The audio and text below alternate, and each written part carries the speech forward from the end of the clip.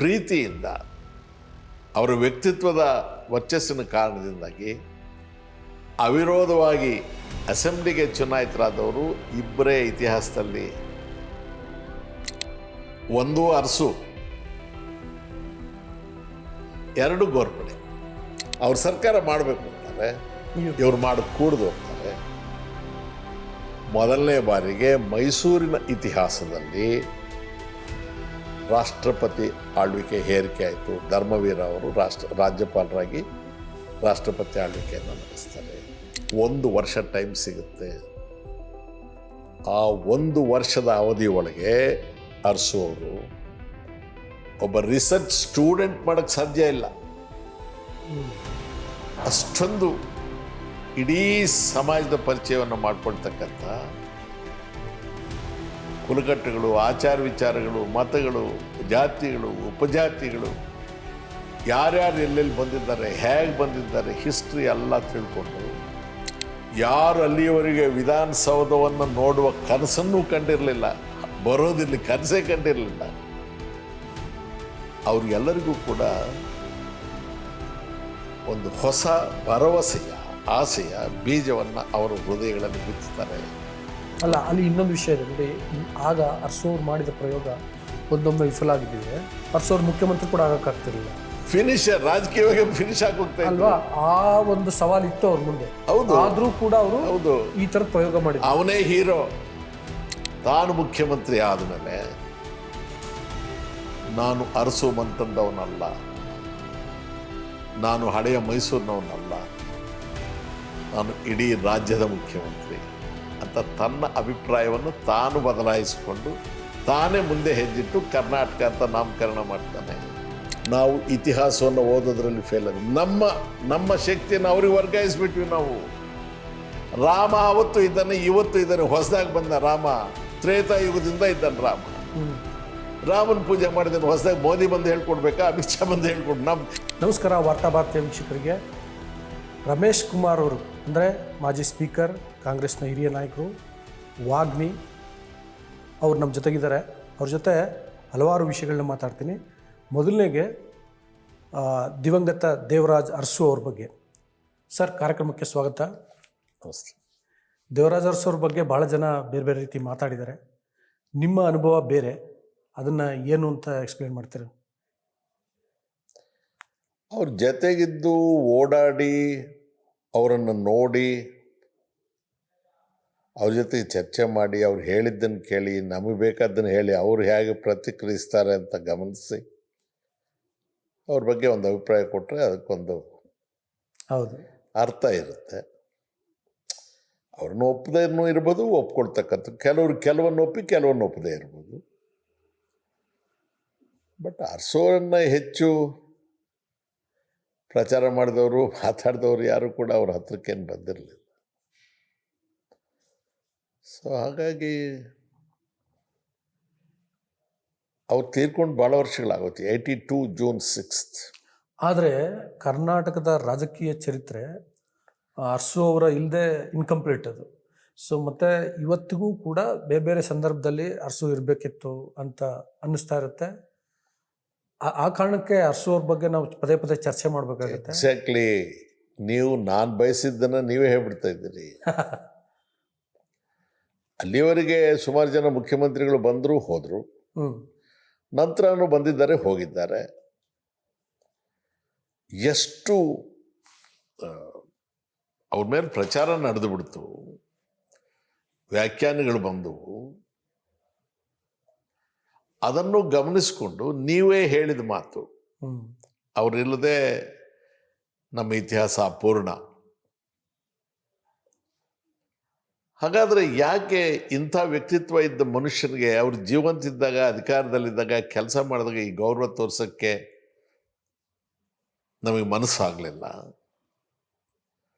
ಅವ್ರ ಮರಣಾನಂತರ ಅವ್ರು ಮಾಡಿದ ಕೆಲಸವನ್ನು, ಅದರ ಪರಿಣಾಮವನ್ನು, ಜನರಿಗೆ ಏನು ಅದರಿಂದ ಲಾಭ ಆಗಿತ್ತು ಅಂತ ತಪ್ಸೋಕ್ಕೆ ನಮಗೆ ಸಾಧ್ಯವೇ ಆಗ್ತಾ ಇಲ್ಲ. ಈಗಲೂ ಇಷ್ಟವೇ ನಮಗೆ. ಅಂದರೆ ಇವು ಎಲ್ಲವನ್ನು ಕೂಡ ಬಡಿದು ಆಚೆಗೆ ಬಿಸಾಕಿ ಸ್ಥಿರವಾಗಿ ನಮ್ಮ ಇತಿಹಾಸದಲ್ಲಿ ಸ್ಥಾನ ಪಡ್ಕೊಂಡಂಥ ಮನುಷ್ಯ ಅಂತ. ಅದಕ್ಕೆ ಕಾರಣಗಳಿರಬೇಕಲ್ವಾ? ಒಂದು ವೈಯಕ್ತಿಕವಾದ ಕಾರಣ, ಎರಡನೇದು ಅವ್ರಿಗೆ ಸಿಕ್ಕ ಅವಕಾಶ, ಮೂರನೇದು ಅವರಿದ್ದ ಪಾರ್ಟಿ. ಯಾವುದು ಎಲ್ಲಿ ಒಂದಕ್ಕೊಂದು ಸಹಕಾರಿಯಾಗಿತ್ತು, ಯಾವುದು ಎಲ್ಲಿ ಅನಾನುಕೂಲವಾಗಿತ್ತು ಅನ್ನೋದನ್ನು ನಾವು ನೋಡಬೇಕು. ಅರಸೂರನ್ನ ಅಧ್ಯಯನ ಮಾಡಿದವ್ರಿಗೆ ಅರ್ಥವಾಗುತ್ತೆ. ಭೂ ಸುಧಾರಣೆಯ ಬಗ್ಗೆ ಅವರ ನಿಲುವು ಮುಖ್ಯಮಂತ್ರಿ ಆದಮೇಲೆ ಬಂದದ್ದಲ್ಲ. ಅವರು ಅದರ ಹಿಂದೆ ವಿಧಾನಸಭೆಯ ಸದಸ್ಯರಾಗಿದ್ದಾಗ ಬಿ ಡಿ ಜತ್ತಿಯವರು ಕೆಲವು ಸುಧಾರಣೆಗಳನ್ನು ಸಜೆಸ್ಟ್ ಮಾಡ್ತಾರೆ. ಆ ಸಂದರ್ಭದಲ್ಲೇ ಅಸೆಂಬ್ಲಿಯಲ್ಲಿ ಅವರು ಮಾತಾಡ್ತಾ ಭೂ ಸುಧಾರಣೆಯ ಬಗ್ಗೆ ತಮ್ಮ ಆಲೋಚನೆಗಳೇನಿದೆ, ತಮ್ಮ ಮನಸ್ಸಲ್ಲಿ ಏನಿದೆ ಅನ್ನೋದನ್ನು ಅವರು ಹೇಳಿದ್ದಾರೆ. ಆ ಭಾಷಣವನ್ನು ಓದ್ದವರಿಗೆ ಇದು ಹೊಸದಾಗಿ ಇವರಲ್ಲಿ ಅವತರಿಸಿ ಉದ್ಭವ ಆದದ್ದು ಏನಲ್ಲ, ಅವರು ಬೇಸಿಕಲಿ ಆ ಉದ್ದೇಶ ಇದ್ದಂಥವ್ರು ಅಂತ ಸ್ಪಷ್ಟ ಆಗುತ್ತೆ. ಮನುಷ್ಯನಿಗೆ ಏಕಾಏಕಿ ಬಂದ್ಬಿಡೋದಿಲ್ಲ. ತಾನು ಕಾಂಗ್ರೆಸ್ ಪಕ್ಷದಲ್ಲಿ ಇರ್ತಾರೆ. ಕಾಂಗ್ರೆಸ್ ಪಕ್ಷ ಅಂದರೆ ಅವಿಭಾಜ್ಯ ಕಾಂಗ್ರೆಸ್ ಪಕ್ಷ ಬೇರೆ, ವಿಭಜಿತ ಕಾಂಗ್ರೆಸ್ ಪಕ್ಷ ಬೇರೆ. ಇಂದಿರಾ ಗಾಂಧಿಯವ್ರ ನಾಯಕತ್ವ, ಇಂದಿರಾ ಗಾಂಧಿಯವ್ರ ಹೆಸರಿನಲ್ಲಿ ಒಂದು ಅಲೆ. ಭಾಳ ಜನ ಕೊಚ್ಕೊಂಡು ಹೋಗ್ತಾರೆ, ಭಾಳ ಕೊಚ್ಕೊಂಡು ಬಂದುಬಿಡ್ತಾರೆ. ಕೊಚ್ಕೊಂಡು ಹೋದವರೆಲ್ಲರೂ ಏನು ಕೆಟ್ಟವ್ರೇನಲ್ಲ, ಕೊಚ್ಕೊಂಡು ಬಂದವರಲ್ಲಿ ಏನು ಎಲ್ಲರೂ ಸರ್ವಜ್ಞರೇನಲ್ಲ, ಸಂಪನ್ನರೇನಲ್ಲ. ಆ ಅಲೆಗಳಲ್ಲಿ ಕೊಚ್ಕೊಂಡು ಬಂದವರಲ್ಲಿ ಒಂದು ಮುಖ್ಯಮಂತ್ರಿ ಸ್ಥಾನಕ್ಕೆ ಬಂದು ಗೂಟ ಹೊಡ್ಕೊಂಡು ಕೂತವ್ರು ಇವರು. ಸರ್, ನಂತರದ ಅವಕಾಶ ಅಲ್ಲ, ಅರಸು ಬಗ್ಗೆ ಯಾಕೆ ಇವತ್ತಿಗೂ ಜನ ಮಾತಾಡ್ಕೊಳ್ತಾರೆ ಅಥವಾ ಬೇರೆ ಬೇರೆ ಸಂದರ್ಭದಲ್ಲಿ ಅದು ಈ ನಾಡಿನ ಲೇಖಕರಿರ್ಬೋದು, ಪತ್ರಕರ್ತರಿರ್ಬೋದು, ಅವ್ರ ಬಗ್ಗೆ ಬರೀತಾರೆ. ಇದೆಲ್ಲ ಯಾಕೆ ಸಾಧ್ಯ ಆಗ್ತಿರತ್ತೆ ಅಂದರೆ ಅರಸು ಅವ್ರಿಗಿದ್ದಂತಹ ಜನಪರವಾದಂತಹ ನಿಲುವು, ಬಡವ್ರ ಬಗ್ಗೆ ಇದ್ದಂತಹ ಕಾಳಜಿ, ಅವ್ರು ತೆಗೆದುಕೊಂಡಂತಹ ಕ್ರಮಗಳು. ಆದರೆ ಅರಸು ಅವ್ರ ಹಿನ್ನೆಲೆ ನೋಡಿದ್ರೆ ಅವರು ಬೇರೆ ಥರದೇ ಹಿನ್ನೆಲೆಯಿಂದ, ಶ್ರೀಮಂತ ಕುಟುಂಬದಿಂದ ಬಂದ ಇಲ್ಲ, ಅದು ಕೂಡ ತಪ್ಪು. ಅಂದರೆ ಅವರ ಕಮ್ಯುನಿಟಿ ಮಾತ್ರ ಅರಸು ಕಮ್ಯುನಿಟಿ ಇತ್ತು, ಅವರ ಹಿನ್ನೆಲೆ. ಹೌದೌದು. ಸರಿ, ನಾನು ಅದನ್ನೇ ಸ್ಪಷ್ಟೀಕರಣ ಕೊಡ್ತೇನೆ ನಿಮಗೆ. ಇವರು ಕಲ್ಲಹಳ್ಳಿ ಗ್ರಾಮದವರು, ಇವರು ರೈತ ಕುಟುಂಬ. ಬಟ್ ತುಂಬ ಜಮೀನು ಇತ್ತು ಅಂತ ಕೇಳಿ. ಬಹಳ ದೊಡ್ಡ ಜಮೀನೇನು ಇರಲಿಲ್ಲ. ಇವರಿಬ್ಬರು ಅಣ್ಣ ತಮ್ಮಂದರು. ಇವ್ರು ದೊಡ್ಡವರು, ಇವ್ರ ತಮ್ಮ ಕೆಂಪರಾಜರ್ಸು. ಇವ್ರ ತಾಯಿ ದೇವಿರಮ್ಮಣ್ಣಿ ಅಂತ, ಅವರು ಕೂಡ ಇವರಷ್ಟೇ ಎತ್ತರವಾಗಿದ್ದರು, ಮಹಾಸುರದ್ರೂಪಿ. ಅರಸೂರವರ ಬಾಲ್ಯದಲ್ಲೇ ಅವ್ರ ತಂದೆಯವರು ತೀರ್ಕೊಂಡಿದ್ದರಂತೆ. ಅಂತೆ. Okay okay. ಇವರು ಪಿರಿಯಾಪಟ್ಟಣ ತಾಲೂಕು ಬೆಟ್ಟದ ಹೊಸೂರೇನು ಅವ್ರ ಹೆಸರು, ಅಲ್ಲಿ ಹುಟ್ಟಿದ್ದು. ಬೆಟ್ಟದಪುರ ತಾಯಿ ತವ್ರ ಮನೆ. ಅವಾಗ ಪಿರಿಯಾಪಟ್ಟಣ, ಇದು ಎರಡು ಹೊಂದ್ಕೊಂಡೇ ಇರುತ್ತೆ. ಬಾಲ್ಯದಲ್ಲಿ ಅರಸು ಕುಟುಂಬಗಳವ್ರಿಗೆ ಅಂತ ಹೇಳಿ ಒಂದು ಸ್ಕೂಲ್ ಇರುತ್ತೆ, ಅರಸು ಬೋರ್ಡಿಂಗ್ ಸ್ಕೂಲ್ ಅಂತ, ಅಲ್ಲಿರ್ತಾರೆ. ಅಲ್ಲಿ ಇವರಿಗೆ ಕೆಲವು ನಿರ್ಬಂಧಗಳು ಅವ್ರು ಹಾಕೋದು, ಇವ್ರಿಗೆ ಹಿಡಿಸೋದಿಲ್ಲ, ಪ್ರೊಟೆಸ್ಟ್ ಮಾಡಿ ಆಚೆ ಬಂದುಬಿಡ್ತಾರೆ. BSc ಓದ್ತಾರೆ. ಇವರು ಓದ್ತಾ ಇರಬೇಕಾಗಿದ್ರೆ, ಅದು ಸ್ವಲ್ಪ ನನಗೆ ಕನ್ಫ್ಯೂಷನ್ ಇದೆ, ಯಾರು ಪ್ರೇರಣೆ ಮಾಡಿದ್ದು, ಚದುರಂಗ ಅವರ, ಸುಬ್ರಹ್ಮಣ್ಯ ರಾಜಾರಸ್ ಅವರ, ಅಥವಾ ಮತ್ತಾರು ಅಂತ ಗೊತ್ತಿಲ್ಲ. ಇವರನ್ನು ನೀವು ಯಾಕೆ ಸಿನಿಮಾಗೆ ಸೇರಬಾರ್ದು ಅಂತ ಹೇಳ್ತಾರೆ. ಓಕೆ. ಮಹಾಸುರದ್ರೂಪಿಗಳು ಅರಸೋರು. ಇವರ ಫೋಟೋವನ್ನು ಬಾಂಬೆಗೆ ಕಳಿಸ್ತಾರೆ. ಅವರು ಎಲ್ಲ ಮಾಡಿ ಕ್ಲಿಯರ್ ಮಾಡಿ ಆಗ್ಬೋದು, ಇವ್ರಿಗೆ ಟ್ರೈನಿಂಗ್ ಮಾಡ್ಬೋದು ಅಂತ ಹೇಳ್ತಾರೆ. ಎಲ್ಲ ಹೇಳಿ ಲಾಸ್ಟಿಗೆ ನಾನು ಬರೋದಿಲ್ಲ ಅಂತಾರೆ. ಆಗ ಇವರು ತಮ್ಮ ಕೆಂಪರಾಜರ್ಸ್ ಅವರು MBBS ಬಂದು ಒಂದು ಕಂಡೆನ್ಸ್ಡ್ ಕೋರ್ಸ್ ಇತ್ತು ಅವಾಗ, LMP ಅಂತ. LMP ಓದ್ತಾ ಇರ್ತಾರೆ, ಡಾಕ್ಟರ್ ಕೋರ್ಸ್ ಓದ್ತಾ ಇರ್ತಾರೆ. ಅವರು ಇವ್ರಿಗಿಂತಲೂ ಹೈಟು, ಅಷ್ಟೇ ಸುರದ್ರೂಪಿ. ಅವ್ರ ಅಣ್ಣೆ ನಾನು ಹೋಗ್ತೀನಿ ಅಂತ ಹೇಳಿ ಹೋಗ್ತಾರೆ. ಆಮೇಲೆ ಅವರಲ್ಲಿ ಕ್ಲಿಕ್ ಆಗ್ತಾರೆ.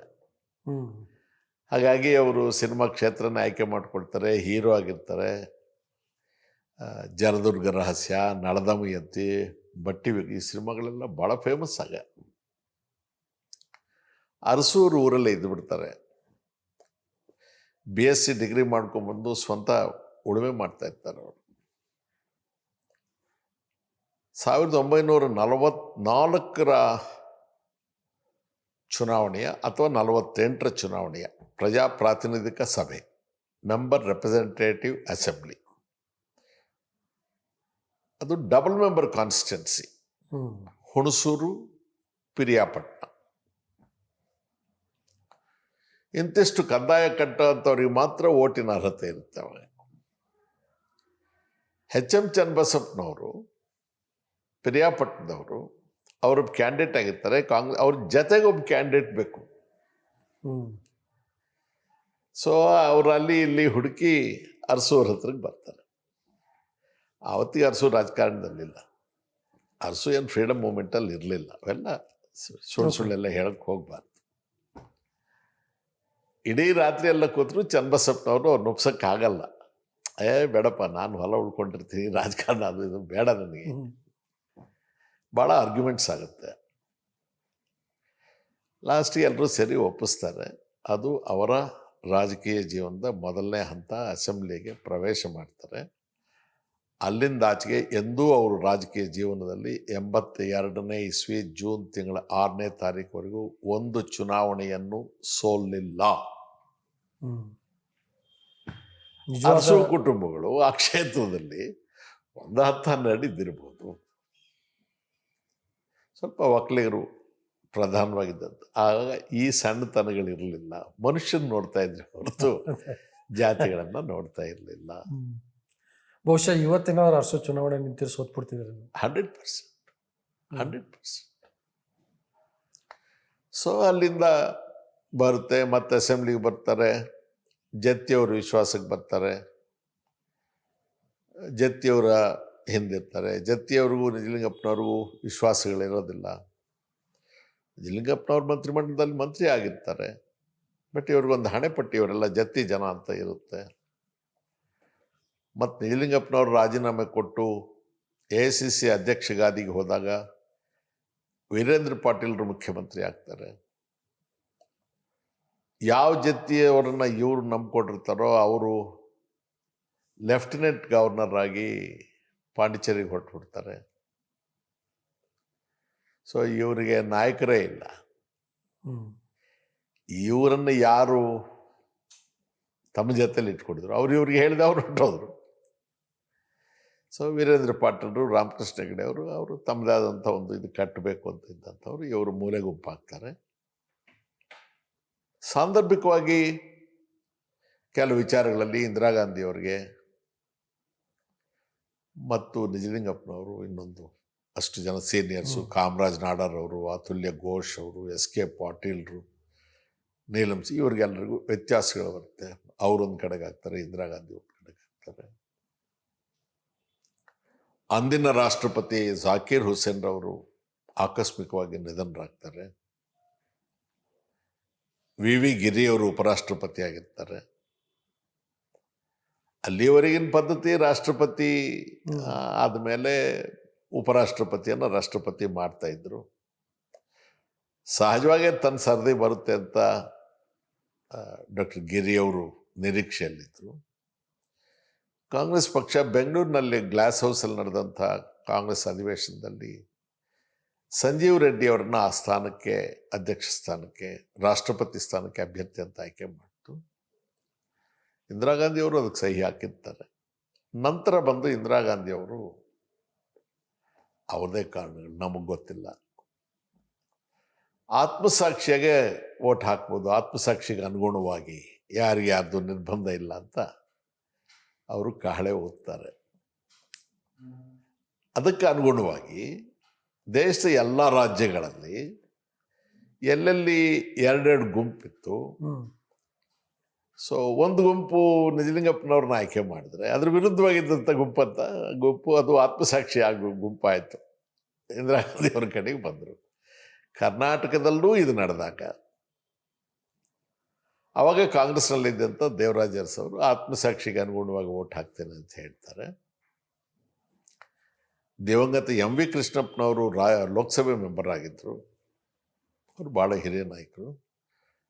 ಅವರು ಡೆಲ್ಲಿಯಲ್ಲಿ ತಮ್ಮ ಮನೆಯನ್ನೇ ಕಾಂಗ್ರೆಸ್ ಆಫೀಸಿಗೆ ಬಿಟ್ಕೊಟ್ಟು ಇಂದಿರಾ ಗಾಂಧಿಯವರ ಪಾರ್ಟಿ ಸ್ಥಾಪನೆ ಮಾಡೋಕ್ಕೆ ಅವಕಾಶ ಮಾಡಿಕೊಡ್ತಾರೆ. ಆಮೇಲೆ ಆರ್ ಎಂ ಪಾಟೀಲ್ರು ಅವರು ಆಚೆ ಬರ್ತಾರೆ. ಕೆ ಎಚ್ ಪಾಟೀಲ್ರು,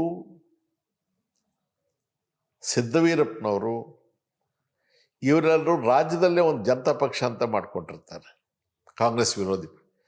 ಇವರೆಲ್ಲರೂ ಕೂಡ ಇಂದಿರಾ ಗಾಂಧಿ ಕಡೆಗೆ ಬರ್ತಾರೆ. ಸಾವುಕಾರ್ ಚೆನ್ನೈನವರು ಜನತಾ ಪಕ್ಷನ ಸ್ಥಾಪನೆ ಮಾಡಿ ಅವರು ಇಂದಿರಾ ಗಾಂಧಿ ಕಡೆಗೆ ಬರ್ತಾರೆ.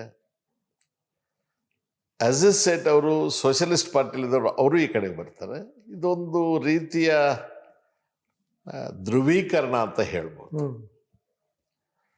ಸೊ ಹಾಗಾಗಿ ಇವರು ಈ ಕಡೆಗೆ ಬರ್ತಾರೆ. ನಾಗಪ್ಪ ಆಳ್ವ ಅವರು ನಿಜಲಿಂಗಪ್ಪನವರ ನೇತೃತ್ವದಲ್ಲಿ ಇದ್ದಂಥ ಕಾಂಗ್ರೆಸ್ಸಿಗೆ ರಾಜ್ಯ ಕಾಂಗ್ರೆಸ್ ಅಧ್ಯಕ್ಷರಾಗಿ ಆಯ್ಕೆಯಾಗಿರ್ತಾರೆ. ಅವರು ಮುಂದುವರಿತಾರೆ. ಇವರಲ್ಲಿಂದ ಬಿಟ್ಟು ಬಂದವರ್ತಾನೆ ಬ್ರೇಕವೇ ಗ್ರೂಪ್. ಸೊ ಈ ಗ್ರೂಪ್ಗೆ ಇವರು ನಾವೇ ನಿಜವಾದ ಕಾಂಗ್ರೆಸ್ ಅಂತ ಇವ್ರು ಹೇಳ್ತಾರೆ. ಹಾಗಾಗಿ ಕರ್ನಾಟಕ ಇಲ್ಲ, ಮೈಸೂರು ಪ್ರದೇಶ ಕಾಂಗ್ರೆಸ್ ಸಮಿತಿಯ ಅಡಹಾಕ್ ಕಮಿಟಿ ಅಂತ ಒಂದು ಮಾಡ್ತಾರೆ, ತಾತ್ಕಾಲಿಕ ಸಮಿತಿ. ಅದಕ್ಕೆ ಸಂಚಾಲಕರಾಗಿ ದೇವರಾಜ ಅರಸರವರನ್ನು ನೇಮಿಸ್ತಾರೆ. ಎಲ್ಲರೂ ಸೇರಿ ಇರಲಿ. ದಯಾನಂದ್ ಸಾಗರ್ ಭಾಳ ಆ್ಯಕ್ಟಿವ್ ಆಗಿರ್ತಾರೆ, ಅವಾಗ ನಾಗರತ್ನಮ್ನವ್ರು ಆ್ಯಕ್ಟಿವ್ ಆಗಿರ್ತಾರೆ. ಸೊ ಇವರೆಲ್ಲರೂ ಸೇರಿ ಇಂದಿರಾ ಗಾಂಧಿಯವ್ರಿಗೆ ಒಪ್ಪಿಸಿ ಅರಸು ಅವರು ಸಂಚಾಲಕರು ಅಂತ ಬರ್ತಾರೆ. ಸೊ ಅರಸು 1 ಪ್ರಜಾಪ್ರಾತಿನಿಧಿಕ ಸಭೆಗೆ ಚನ್ನಬಸಪ್ಪನವ್ರ ಜೊತೆಯಲ್ಲಿ ಬಂದು ಕಾಲಿಟ್ಟದ್ದು. ಆಗ ಅವ್ರಿಗೆ 27-28 ವಯಸ್ಸು. ಅರಸು 2 ಬಂದು ಮೈಸೂರು ಪ್ರದೇಶ ಕಾಂಗ್ರೆಸ್ ಸಮಿತಿಯ ತಾತ್ಕಾಲಿಕ ಸಮಿತಿಯ ಸಂಚಾಲಕರು. ಸೊ ಅಲ್ಲಿಂದಿಗೆ ಈಚೆಗೆ ಅರಸು ಅವರನ್ನು ಬಲ್ಲವರು ಕೆಲವರು, ಮುಖ್ಯಮಂತ್ರಿ ಆದಮೇಲೆ ಪರಿಚಯ ಆದವರು, ಹತ್ತಿರ ಬಂದವರು ಕೆಲವರು. ಸೊ 1, 2 ಎಲ್ಲ ಬಿಟ್ಬಿಟ್ಟು 3 ಮಾತಾಡಿ ಎಲ್ಲ ಅಭಿಪ್ರಾಯಗಳೆಲ್ಲ ಕೊಟ್ಬಿಡ್ತಾರೆ. That is not correct. So ಅಲ್ಲಿಂದ ಒದಗಿ ಬಂದ ಒಂದೊಂದು ಅವಕಾಶವನ್ನು ಕೂಡ ತಾನು ಏನೆಲ್ಲ ಬೇರೆ ಬೇರೆ ಸಂದರ್ಭಗಳಲ್ಲಿ ಮಾತಾಡಿರ್ತಾರೆ, ತನ್ನ ಅಭಿಪ್ರಾಯಗಳನ್ನು ವ್ಯಕ್ತಪಡಿಸಿರ್ತಾರೆ, ಅದಕ್ಕೆ ಹೊಂದ್ಕೊಂಡೇ ಅವ್ರು ನಡ್ಕೊಳ್ತಾ ಬರ್ತಾರೆ. ಫಸ್ಟ್ ಟೈಮ್ MLA ಆಗಿದ್ರಲ್ಲ ದೇವರಾಜ ಅರಸು ಅವರು, ಆಗ ಅವರ ಕಾರ್ಯವೈಖರಿ ಹೇಗಿತ್ತು?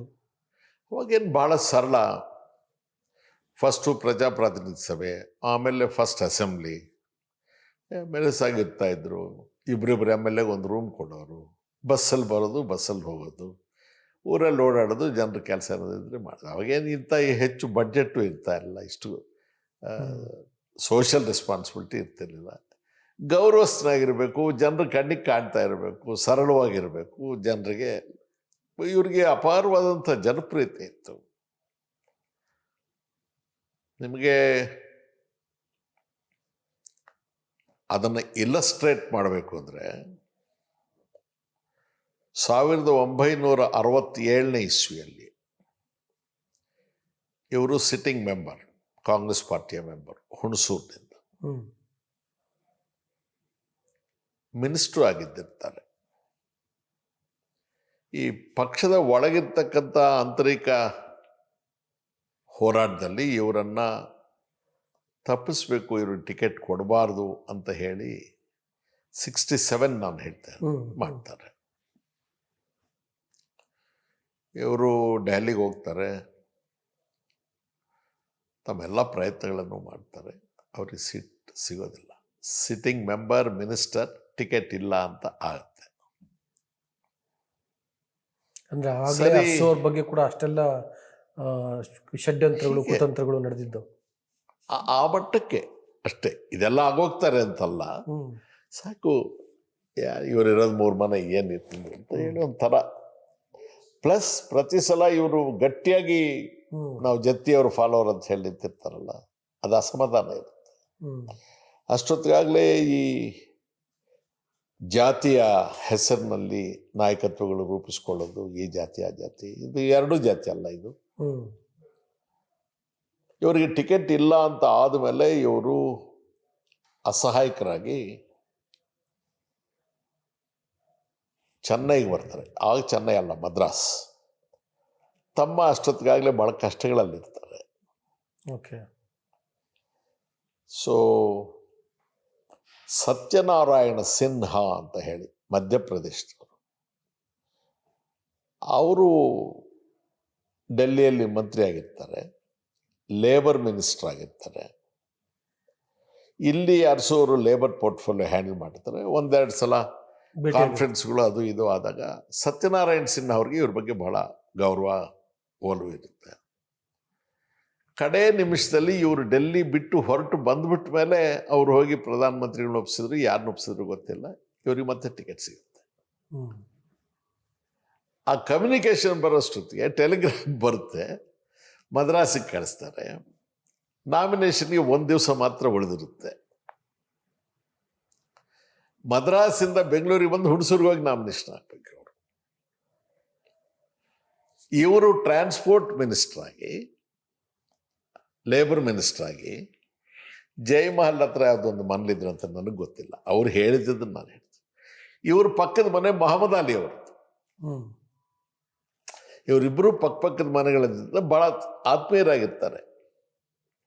ಸರಿ, ಆವಾಗ ಟ್ರಂಕಾಲ್ನಲ್ಲಿ ಮಾತಾಡಿ ಈಗ ಬಂದಿದೆ ನನಗೆ, ನಾನು ಏನು ಮಾಡೋದು ಅಂದರೆ, ಮಹಮ್ಮದ್ ಅಲಿ ಅವರು ಭಾಳ ಸ್ನೇಹಿತರಿದ್ದಂಥ ಮನುಷ್ಯ, ಎಲ್ಲ ಕಡೆಗೆ ಆತನಿಗೆ ಪರಿಚಯಿಸಿದ್ರು, ಸ್ನೇಹಿತರು. ಯು ಡೋಂಟ್ ವರಿ ಅಂಥೇಳಿ ಒಂದು ಕಾರ್ ಮಾತಾಡಿಸಿ ಮದ್ರಾಸಿಂದ ಸೀರಾ ಕಾರಲ್ಲಿ, ಮಹಮ್ಮದ್ ಅಲಿ ಅವ್ರು ಮಾತಾಡಿದ ಕಾರಲ್ಲಿ ಇವ್ರು ಬೆಂಗಳೂರಿಗೆ ಬಂದು ಹಾಗೆ ಹೋಗಿ ಹುಣಸೂರಲ್ಲಿ ನಾಮಿನೇಷನ್ ಆಗ್ತಾರೆ. ತಮಾಷೆ ಹೇಗಿರುತ್ತೆ ಅಂದರೆ, ಇದನ್ನು ನೀವು ಜ್ಞಾಪಕ ಇಟ್ಕೋಬೇಕು, ದಾಖಲೆಗಳಿಂದ ವೆರಿಫೈ ಮಾಡಬೇಕು. ರಮೇಶ್ ಕುಮಾರು ಬುರುಡೆ ಹೊಡೆದ್ರ, ಸತ್ಯ ಹೇಳಿದ್ರ ಅಂತ ತಿಳ್ಕೋಬೇಕು. ಭಾಳ ಜನ ಕೋಟ್ ಮಾಡ್ತಾವ್ರು, ಯಾರೂ ಬದುಕಿಲ್ಲ, ಸತ್ತು ಹೋಗಿದ್ದಾರೆ. ಭಾಳ ಸುಲಭ ಸತ್ತೋದವ್ರನ್ನ ಸಾಕ್ಷಿ ಹಾಕ್ಕೊಂಡು ಏನಂದ್ರೆ ಅದು ಹೇಳೋದು. ನಾನು ಆ ಕ್ಯಾಟಗರಿ ಅವನಲ್ಲ. 67ರ ಸಾರ್ವತ್ರಿಕ ಚುನಾವಣೆಯಲ್ಲಿ ಅರಸೂರು ವಿರುದ್ಧ ಬೇರೆ ಯಾರು ನಾಮಿನೇಷನ್ನೇ ಹಾಕಲಿಲ್ಲ. ಮೈಸೂರಿನ ಇತಿಹಾಸ, ನಂತರದ ಕರ್ನಾಟಕ ಇತಿಹಾಸದಲ್ಲಿ ಬಹುಶಃ ಇದೇ ಜನರ ಪ್ರೀತಿಯಿಂದ, ಅವರ ವ್ಯಕ್ತಿತ್ವದ ವರ್ಚಸ್ಸಿನ ಕಾರಣದಿಂದಾಗಿ ಅವಿರೋಧವಾಗಿ ಅಸೆಂಬ್ಲಿಗೆ ಚುನಾಯಿತರಾದವರು ಇಬ್ಬರೇ ಇತಿಹಾಸದಲ್ಲಿ. ಒಂದು ಅರಸು, ಎರಡು ಗೋರ್ಪಡೆ.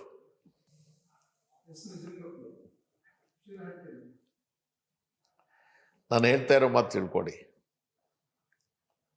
ಯಾವ ಪ್ರಯತ್ನಗಳಿಲ್ಲದೆ, ಒತ್ತಡಗಳು ಹೇರದೆ, ಅಧಿಕಾರ ಉಪಯೋಗಿಸದೆ, ಜಾತಿಯ ಹಿನ್ನೆಲೆ ಇಲ್ಲದೆ, ಸ್ವಯಂ ಪ್ರೇರಿತರಾಗಿ ಜನವೇ ಯಾರು ಬೇಡ ಇವ್ರು ಇರಲಿ ಅಂತ ಆಯ್ಕೆ ಮಾಡಿದ ಇವರಿಬ್ಬರನ್ನೇ.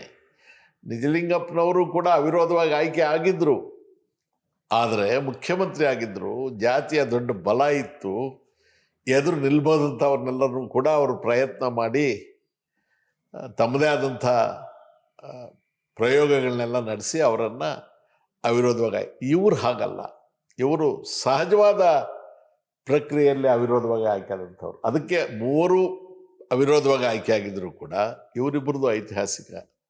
ಅಂದರೆ ಈಗ ಯೋಚನೆ ಮಾಡಿ, ಯಾವ ಮನುಷ್ಯ ಅಷ್ಟು ಜನಾನರಾಗಿ ಆಗಿರ್ತಾನೆ ಅದಕ್ಕೆ ಟಿಕೆಟೇ ಕೊಡಬಾರ್ದು ಅನ್ನೋ ನಿರ್ಣಯ ಮಾಡಿರ್ತಾರೆ, ಏನೋ ಗ್ರಾಚಾರಕ್ಕೆ ಬದಲಾಯಿಸ್ತಾರೆ. ಅಂದರೆ ಈ ರಾಜಕೀಯ ವಲಯಗಳಲ್ಲಿ ಈ ಪಿತೂರಿಗಳು ಹೊಸ್ತ. ಯಾವಾಗಲೂ ಕೂಡ ಯೋಗ್ಯರು, ಗೌರವಸ್ಥರು, ಮರ್ಯಾದಸ್ಥರು ಅವರನ್ನು ಮುಗಿಸೋದಕ್ಕೆ ಸತತವಾಗಿ ನಡೆಯೋ ಪ್ರಯತ್ನಗಳು, ಸಂಚುಗಳು, ಚಾರಿತ್ರ್ಯ ವಧೆ ಮಾಡ್ತಕ್ಕಂಥದ್ದು, ಕೊಯ್ಕ್ತಿ ಮಾಡ್ತೀವಿ, ಇದೆಲ್ಲ ಸಹಜವಾಗಿ ಬಂದಿದೆ. ಹೇಗಾಗುತ್ತೆ?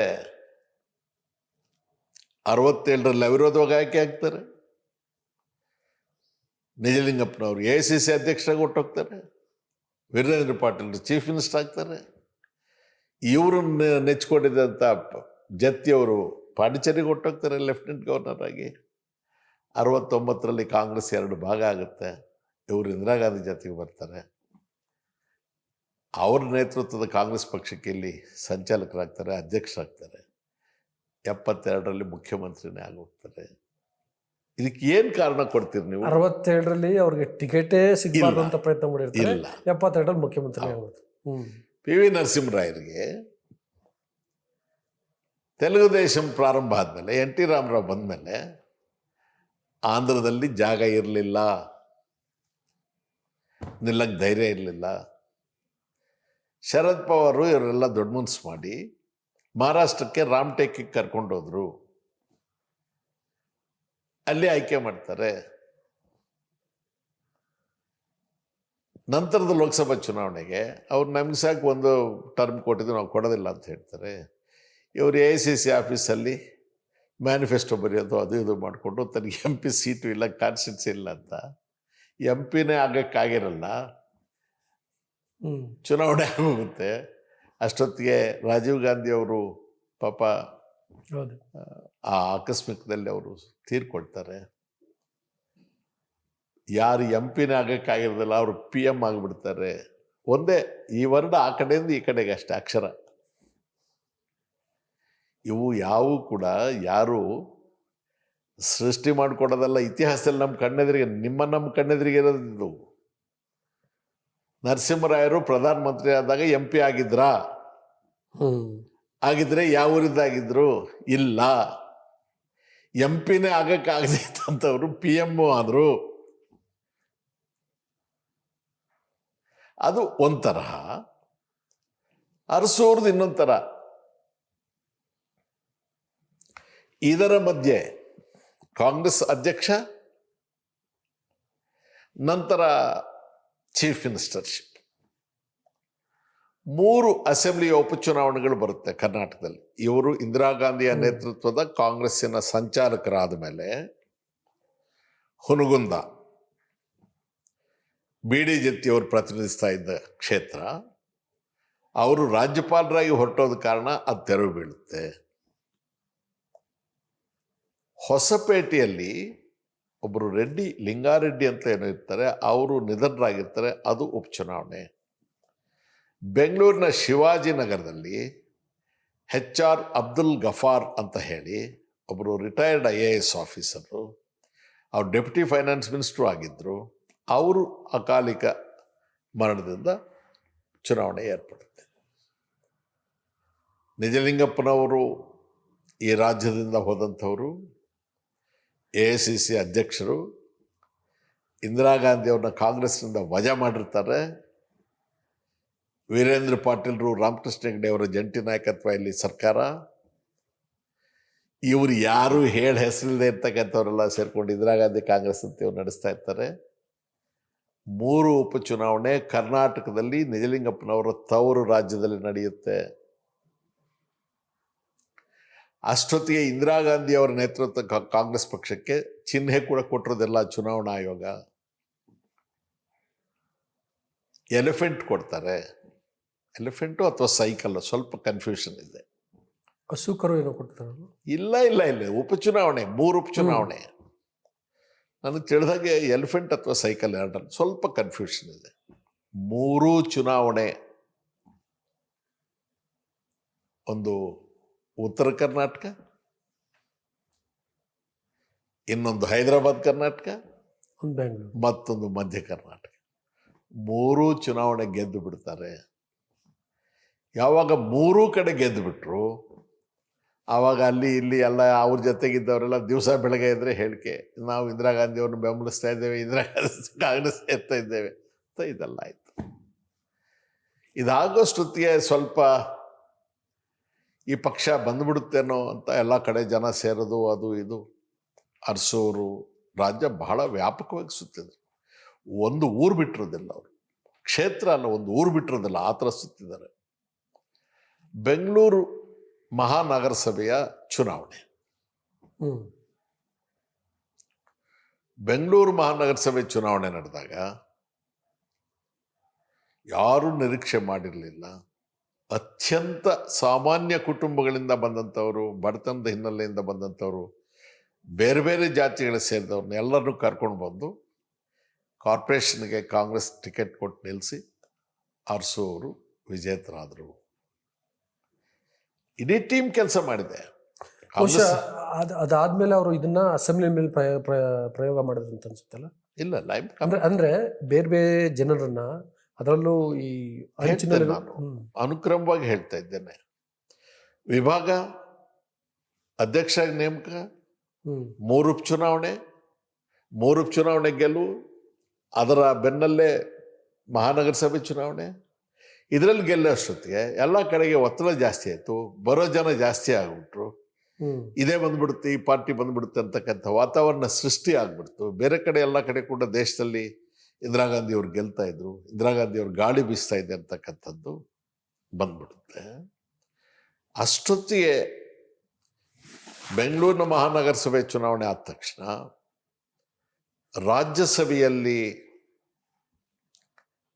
ಏನು ರಾಜಮಹಾರಾಜಗಳಿಗೆ ಕೊಡ್ತಾ ಇದ್ದಂತಹ ಪ್ರಿವಿ ಪರ್ಸ್ ಏನಿತ್ತು ಅದನ್ನು ವಜಾ ಮಾಡಬೇಕು ಅನ್ನೋದೇನು ಮಾಡಿದ್ರು, ರಾಜ್ಯಸಭೆಯಲ್ಲಿ ಬಹುಮತ ಇಲ್ಲದೆ ಬಿದ್ದು ಹೋಗುತ್ತೆ ಮಸೂದೆ. ಬ್ಯಾಂಕ್ ನ್ಯಾಷನಲೈಸೇಷನ್ ಅಷ್ಟೊತ್ತಿಗೆ ಮಾಡ್ತಾರೆ, ಅದನ್ನು ವಿರೋಧ ಮಾಡ್ತಾರೆ. 72 ಮಾರ್ಚಿಗೆ ಲೋಕಸಭೆ ಚುನಾವಣೆ ಇದ್ದಿದ್ದು, ಆದರೆ 1 ವರ್ಷ ಮೊದಲೇ ಅವಧಿ ಪೂರ್ವಕ್ಕೆ ಮಧ್ಯಂತರ ಚುನಾವಣೆ ಘೋಷಿಸಿಬಿಟ್ರು ಇಂದಿರಾ ಗಾಂಧಿ. 1952ರ ಮಹಾಚುನಾವಣೆಯಿಂದ ಹಿಡಿದು 71ರವರೆಗೆ ಕರೆಕ್ಟ್ ಅವಧಿಗೆ 5 ವರ್ಷಕ್ಕೊಮ್ಮೆ ಚುನಾವಣೆ ನಡೀತಾ ಇತ್ತು. 71ರಲ್ಲಿ 1 ವರ್ಷ ಮೊದಲೇ ಮಧ್ಯಂತರ ಚುನಾವಣೆಯನ್ನು ಲೋಕಸಭೆಗೆ ಘೋಷಿಸಿಬಿಟ್ರು. 3 ಉಪಚುನಾವಣೆ, ಮಹಾನಗರ ಸಭೆ ಚುನಾವಣೆ, ಲೋಕಸಭೆ ಚುನಾವಣೆ. ಆಗ 28 ಇರಲಿಲ್ಲ, 26 ಲೋಕಸಭಾ ಸ್ಥಾನಗಳು ಕರ್ನಾಟಕದಲ್ಲಿ. ನಿಜಲಿಂಗಪ್ಪನವರ ತವರೂರಿನಲ್ಲಿ ವೀರೇಂದ್ರ ಪಾಟೀಲ್ರ ಗಟ್ಟಿ ನಾಯಕತ್ವದಲ್ಲಿ 26ಕ್ಕೆ 26 ಸ್ಥಾನಗಳನ್ನು ಇಂದಿರಾ ಗಾಂಧಿಯವರ ನೇತೃತ್ವದಲ್ಲಿನ ಕಾಂಗ್ರೆಸ್ಸು, ಕರ್ನಾಟಕದಲ್ಲಿ ಅರಸೂರು ಸಂಚಾಲಕತ್ವದಲ್ಲಿದ್ದ ಕಾಂಗ್ರೆಸ್ಸು ಗೆದ್ದು ಬಿಡ್ತು. ಸೊ ರಾತ್ರೋರಾತ್ರಿ ವೀರೇಂದ್ರ ಪಾಟೀಲ್ ಜೊತೆಗಿದ್ದ MLA ಇಲ್ಲಿ ಬಂದರು, ಕ್ಯೂ ನಿಂತ್ಕೊಂಡ್ರು. ತಕ್ಷಣ ಇನ್ನೊಂದು ಸರ್ಕಾರ ಮಾಡಬೇಕು. ಆಗ ಅರಸು 3 ಉದಯ ಆಗೋದು. ಇವರು ಕಾಶ್ಮೀರದಲ್ಲಿರ್ತಾರೆ, ಸೆಂಟ್ರಲ್ ಸಿಲ್ಕ್ ಬೋರ್ಡ್ನ ಚೇರ್ಮನ್ರಾಗಿದ್ದಿರ್ತಾರೆ. ರಿಸಲ್ಟಲ್ಲಿ ಬಂದ ತಕ್ಷಣ ಬೋರ್ಡ್ ಬರ್ತಾರೆ, ಪ್ರೆಸ್ ಮೀಟ್ ಮಾಡ್ತಾರೆ. ಅಲ್ಲಿ ಹೇಳ್ತಾರೆ, ಯಾರು ಈ ಚುನಾವಣೆಯ ಪೂರ್ವದಲ್ಲಿ ಇಂದಿರಾ ಗಾಂಧಿಯವರನ್ನು ವಿರೋಧ ಮಾಡಿದ್ದಾರೆ, ಕಾಂಗ್ರೆಸ್ಸನ್ನು ವಿರೋಧ ಮಾಡಿದ್ದಾರೆ, ನಮ್ಮ ಸಿದ್ಧಾಂತವನ್ನು ವಿರೋಧ ಮಾಡಿದ್ದಾರೆ, ನಾವು ಗೆದ್ದ ಮೇಲೆ ಯಾರಿಗೆ ಬರ್ತಾ ಇದ್ದಾರೆ ಅವರನ್ನು ಸೇರಿಸಿಕೊಂಡು ನಾನು ಸರ್ಕಾರ ಮಾಡೋದಕ್ಕೆ ಕಾಂಗ್ರೆಸ್ ಪಕ್ಷಕ್ಕೆ ಒಪ್ಪೋದಿಲ್ಲ. He uses a word horse trading. No horse trading in Mysore politics ಅಂತ ಹೇಳ್ತಾರೆ. ಸಿದ್ದವೀರಪ್ಪನವರು, KH ಪಾಟೀಲ್ರು, ನಾಗರತ್ನಮ್ಮನವರು ಇವರಿಗೆಲ್ಲ ಅರ್ಜೆಂಟ್ MLAಗಳನ್ನ ಸೇರಿಸ್ಕೊಂಡು ತಾವು ಮುಖ್ಯಮಂತ್ರಿ ಆಗ್ಬಿಡ್ಬೇಕು ಅಂತ ಇರುತ್ತೆ. ಶಾಸಕಾಂಗ ಪಕ್ಷದ ನಾಯಕರಾಗಿ ಸಿದ್ದವೀರಪ್ಪನವರು ಇರ್ತಾರೆ, ಕಾಂಗ್ರೆಸ್ ಪಕ್ಷದ ಅಧ್ಯಕ್ಷರಾಗಿ ಅರಸೋರು ಇರ್ತಾರೆ. ಅವ್ರು ಸರ್ಕಾರ ಮಾಡಬೇಕು ಅಂತಾರೆ, ಇವ್ರು ಮಾಡಕೂಡ್ದು ಅಂತಾರೆ. ಮೊದಲನೇ ಬಾರಿಗೆ ಮೈಸೂರಿನ ಇತಿಹಾಸದಲ್ಲಿ ರಾಷ್ಟ್ರಪತಿ ಆಳ್ವಿಕೆ ಹೇರಿಕೆ ಆಯಿತು. ಧರ್ಮವೀರ ಅವರು ರಾಜ್ಯಪಾಲರಾಗಿ ರಾಷ್ಟ್ರಪತಿ ಆಳ್ವಿಕೆಯನ್ನು ನಡೆಸ್ತಾರೆ. 1 ವರ್ಷ ಟೈಮ್ ಸಿಗುತ್ತೆ. ಆ 1 ವರ್ಷದ ಅವಧಿ ಒಳಗೆ ಅರಸು ಅವರು ಒಬ್ಬ ರಿಸರ್ಚ್ ಸ್ಟೂಡೆಂಟ್ ಮಾಡೋಕ್ಕೆ ಸಾಧ್ಯ ಇಲ್ಲ. ಅಷ್ಟೊಂದು ಇಡೀ ಸಮಾಜದ ಪರಿಚಯವನ್ನು ಮಾಡ್ಕೊಳ್ತಕ್ಕಂಥ ಕುಲಕಟ್ಟುಗಳು, ಆಚಾರ ವಿಚಾರಗಳು, ಮತಗಳು, ಜಾತಿಗಳು, ಉಪಜಾತಿಗಳು, ಯಾರ್ಯಾರು ಎಲ್ಲೆಲ್ಲಿ ಬಂದಿದ್ದಾರೆ, ಹೇಗೆ ಬಂದಿದ್ದಾರೆ, ಹಿಸ್ಟ್ರಿ ಎಲ್ಲ ತಿಳ್ಕೊಂಡು ತನ್ನದೇ ಆದಂತಹ ಒಂದು ತಂಡ ಕಾಂಗ್ರೆಸ್ ಪಕ್ಷಕ್ಕೆ ಇರಬೇಕು ಅಂತ ಹೇಳಿ, ಯಾರು ಅಲ್ಲಿಯವರೆಗೆ ವಿಧಾನಸೌಧವನ್ನು ನೋಡುವ ಕನಸನ್ನೂ ಕಂಡಿರಲಿಲ್ಲ, ಬರೋದಿಲ್ಲ, ಕನಸೇ ಕಂಡಿರಲಿಲ್ಲ, ಅವ್ರಿಗೆಲ್ಲರಿಗೂ ಕೂಡ ಒಂದು ಹೊಸ ಭರವಸೆಯ ಆಸೆಯ ಬೀಜವನ್ನು ಅವರ ಹೃದಯಗಳಲ್ಲಿ ಬಿತ್ತುತ್ತಾರೆ. ಅರಸೂರು ಆ ಜನಸಂಖ್ಯಾ ವಿವರಗಳನ್ನು ಕೊಟ್ಟು ಈಚೆಗೆ ಬರೋವರೆಗೆ ಬೇರೆ ಬೇರೆ ಜನಾಂಗಗಳ ಸಮ್ಮೇಳನಗಳು ಇನ್ನೊಂದು ಮತ್ತೊಂದು ಮಾಡೋವರಿಗೆ ಅವರು ಓಟಿನ ಮಿಷನ್ ಆಗಿದ್ದರು. ಬರೀ ಚುನಾವಣೆಗೆ ಬಂದು ಓಟ್ ಹಾಕೋದು ಅವ್ರು ಮನುಷ್ಯರೇ ಆಗಿರಲಿಲ್ಲ. ಅವ್ರಿಗೆಲ್ಲ ಪ್ರಾತಿನಿಧ್ಯ ಕೊಡಬೇಕು ಅನ್ನೋದೇ ಇಲ್ಲ. ಸಂಚಾಲಕರಾಗಿದ್ದಂಥ ಅರಸೂರವರು ಅಧ್ಯಕ್ಷರಾಗ್ತಾರೆ, ಪೂರ್ಣಾವಧಿಯ ಅಧ್ಯಕ್ಷರಾಗ್ತಾರೆ. ಅಧ್ಯಕ್ಷರಾದಾಗ ಕಾರ್ಯಕಾರಿ ಸಮಿತಿ, ಚುನಾವಣಾ ಸಮಿತಿ ಇವೆಲ್ಲ ಇರುತ್ತೆ. ಸೊ ಇವರು ಇಡೀ ರಾಜ್ಯನ ಪರ್ಯಟನೆ ಮಾಡ್ತಾ ಇದ್ದಾಗ 71ರಲ್ಲಿ 26 ಲೋಕಸಭಾ ಸ್ಥಾನ ಗೆದ್ದಿದ್ರೆ ಈ ಪಾರ್ಟಿಗೆ ಎಲ್ಲರೂ ನಾನು ಕ್ಯಾಂಡಿಡೇಟು ನನಗೆ ಕೊಡಿ. ಮೊದಲನೇ ಬಾರಿಗೆ ಕರ್ನಾಟಕದಲ್ಲಿ ಸರ್ ನಾನು ಕುಂಬಾರದವ್ನು ನನಗೆ ಸೀಟ್ ಕೊಡಿ ಸರ್, ನಾನು ಮಡಿವಾಳದವ್ನು ನನಗೆ ಸೀಟ್ ಕೊಡಿ ಸರ್, ನಾನು ಸವಿತಾ ಸಮಾಜದವನು, ನಾನು ಕಬ್ಲಿಗರವನು, ನಾನು ದರ್ಜಿಯವನು, ನಾನು ಕುರುಬ್ರವನು, ನಾನು ಬ್ಯಾಡ್ರವನು, ನಾನು ಅಕ್ಸಾರ್ಗರವನು, ನನಗೆ ಸೀಟ್ ಕೊಡಿ ಅಂತ ಕೇಳುವ ಕೂಗು ಮೊದಲನೇ ಬಾರಿಗೆ ಕೇಳಿಸ್ತು. ಇದು ಯಾರು ರಾಜಕೀಯ ನಮ್ಮ ಪಾಳೆ ಪಟ್ಟು ಅಂತ ಹಿಡ್ಕೊಂಡಿದ್ರು, ನಮ್ಮ ಅಪ್ಪನ ಹಕ್ಕು ಅಂತ ಹಿಡ್ಕೊಂಡಿದ್ರು, ಅವ್ರಿಗೆ ಈ ಸೀಸ ಇರುತ್ತಲ್ಲ ಲೆಡ್ ಕಾಯಿಸ್ಬಿಟ್ಟು ಕಿವಿಗೆ ಬಿಟ್ಟಂಗೆ ಆಯಿತು. ಯಾರು ಇವರಲ್ಲೇ ಎದ್ದು ಕೂತ್ಕೊಂಡ್ಬಿಟ್ರಲ್ಲಪ್ಪ, ಇವ್ರು ತಮ್ಮಷ್ಟಕ್ಕೆ ಅಂತ ಕೂತ್ಕೊಂಡು ಅವ್ನು ಕುಂಬಾರ ಅವ್ನು ಸಿದ್ದಪ್ಪ ಕೇಳ್ತಾನಂತೆ ಕಣ, ಎಲ್ಲಿ ಬಂದ್ಬಿಡ್ತಾರೆ ರಾಜಕಾರಣ ಅಂತ ಹೀಗೆ ಮಾತಾಡೋಕ್ಕೆ ಪ್ರಾರಂಭ ಮಾಡಿದ್ರು. ಪಕ್ಷದ ಒಳಗೂ ಇದನ್ನು ತೀವ್ರವಾಗಿ ವಿರೋಧಿಸ್ತಕ್ಕಂಥ ಒಂದು ಶಕ್ತಿ. ಅದನ್ನ ಅರಸು ಹೆಂಗೆ ಡೈಜೆಸ್ಟ್ ಮಾಡ್ಕೊಂಡ್ರು ಸರ್? ಅದೇ ವ್ಯಕ್ತಿತ್ವ. ಈ ಅರಸು ಯಾರಿಗೂ ಪರಿಚಯ ಇಲ್ಲ. ಈ ಅರಸುನ ಯಾರು ತಿಳ್ಕೊಳ್ತಕ್ಕಂಥ ದಾರಿಡ್ಯ ತೋರಿಸ್ಲಿಲ್ಲ. ಈ ಅರಸು ಒಳಗಿದ್ದಂಥ ಮಾನವೀಯತೆಯ ಅಪಾರವಾದಂಥ ಆ ಒಂದು ಕರುಣೆ ಇದ್ದಂಥ ಹೃದಯ ಇದ್ದದ್ದು ಯಾರ ಕಣ್ಣಿಗೂ ಕಾಣಿಸ್ಲಿಲ್ಲ. ಇವ್ರ ಜುಬ್ಬ ನೋಡಿದ್ರು, ಸೈಜ್ ನೋಡಿದ್ರು, ಭಾಷೆ ನೋಡಿದ್ರು ಅಷ್ಟೇ ಹೊರತು ಒಳಹೋಗಿ ಯಾರು ನೋಡಕ್ಕೆ ಹೋಗಲೇ ಇಲ್ಲ. ಅವರ ಕನಸಾಗಿ ಇವ್ರು ನಿಂತ್ಬಿಟ್ರು. ಹೈಕಮಾಂಡ್ ಹೆಂಗ್ ಕನ್ವಿನ್ಸ್ ಮಾಡಿದ್ರು ಅರಸು? ಅಂದ್ರೆ ಇಂಥವ್ರಿಗೆಲ್ಲ ಕೊಡ್ಬೋದು ಹೇಳ್ತೇನೆ ನಾನು ನಿಮಗೆ. ಎಲ್ಲ ಅಧ್ಯಯನ ಮಾಡಿದ್ರು ಶಾಸ್ತ್ರೀಯವಾಗಿ, ಓಕೆ, ಡೀಟೇಲ್ಸ್ ಇಟ್ಕೊಂಡಿದ್ರು. ಈಗ ಉದಾಹರಣೆಗೆ ಚಿಂಚೋಳಿ ವೀರೇಂದ್ರ ಪಾಟೀಲ್ರ ಕಾನ್ಸ್ಟಿಟ್ಯೂಯನ್ಸಿ, ಗುಲ್ಬರ್ಗಾ ಜಿಲ್ಲೆ. ವೀರೇಂದ್ರ ಪಾಟೀಲ್ರ ಲಿಂಗಾಯತರು, ಚಿಂಚೋಳಿಯಲ್ಲಿ ಲಿಂಗಾಯತರಲ್ದ್ರೆ ಬೇರೆ ಯಾರು ಬರೋಕ್ಕಾಗಲ್ಲ, ಅದು ಲಿಂಗಾಯತರ ಕಾನ್ಸ್ಟಿಟ್ಯೂನ್ಸಿ. ಅರಸು ಈ ಗುಮ್ಮನ್ನು ಭೇದಿಸಿದರು. ಅಲ್ಲಿ ಹೈಯೆಸ್ಟ್ ಮತದಾರರಿದ್ದಂಥವ್ರು ಕಬ್ಬಲಿಗರು, ಬೆಸ್ತರು ಅಂತ ನಾವು ಈ ಕಡೆ ಕರಿತೀವಿ, ಕಬ್ಬಲಿಗ ಜನಾಂಗದವ್ರು ಇರ್ತಾರೆ. ಮುಸಲ್ಮಾನರು ಯಾವ ಕಾರಣಕ್ಕೂ ಇಂದಿರಾ ಗಾಂಧಿಯನ್ನು ಬಿಡೋದಿಲ್ಲ. ಲಂಬಾಣಿಯವರು ಪರಿಶಿಷ್ಟ ಜಾತಿಯವರು ಅವರು ಬಿಡೋದಿಲ್ಲ ಇಂದಿರಾ ಗಾಂಧಿಯನ್ನ. ಇಷ್ಟು ಜನ ಇಂದಿರಾ ಗಾಂಧಿಗೆ ಓಟ್ ಹಾಕೋವಾಗ ನಾವು ಈ ಜನಾಂಗಗಳ ಪೈಕಿ ಯಾರಿಗಾದ್ರೂ ಒಬ್ಬರು ಪ್ರಿಫರ್ ಮಾಡಬೇಕು ಅಂತ ದೇವೇಂದ್ರಪ್ಪ ಗಾಳಪ್ಪ ಅಂತ ಹುಡುಕ್ತಾರೆ. ಆತ MA LLB ಮಾಡಿರ್ತಾರೆ. ಅದು ಎಷ್ಟು ಭಾವುಕತೆಯಿಂದ ಅರಸು ಇದನ್ನೆಲ್ಲ ನೋಡ್ತಾ ಇದ್ರು ಅಂದರೆ, ಕಬ್ಲಿಗರವನ್ರಿ ಅವನು, MA LLB ಓದಿದಾನಪ್ಪ. ಅರಸು ಅವ್ರು ಬರೀ BSc ಅಲ್ವಾ, 3 ಡಿಗ್ರಿ ತಗೊಂಡವ್ರದ್ರೆ ಗೌರವ ಜಾಸ್ತಿ ಅಲ್ವಾ. ಆತನ ಕರ್ಕೊಂಡು ಬಂದು ಪ್ರೊಜೆಕ್ಟ್ ಮಾಡಿದಾಗ ನಗುತ್ತಾರೆ ಎಲ್ಲರೂ.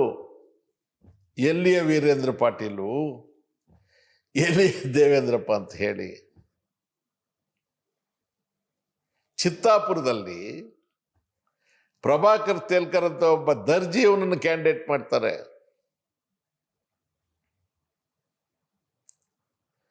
ಉತ್ತರ ಕನ್ನಡ ಜಿಲ್ಲೆಗೆ ಬಂದರೆ ಹಳಿಯಾಳದಲ್ಲಿ ರಾಮಕೃಷ್ಣ ಹೆಗಡೆ ಅವರು MLA ಆಗಿದ್ದ ಕಾನ್ಸ್ಟಿಟ್ಯೂನ್ಸಿಯಲ್ಲಿ ಒಬ್ಬ retired teacher, primary school teacher, Marathi ಅವ್ರನ್ನ ಮಾಡ್ತಾರೆ.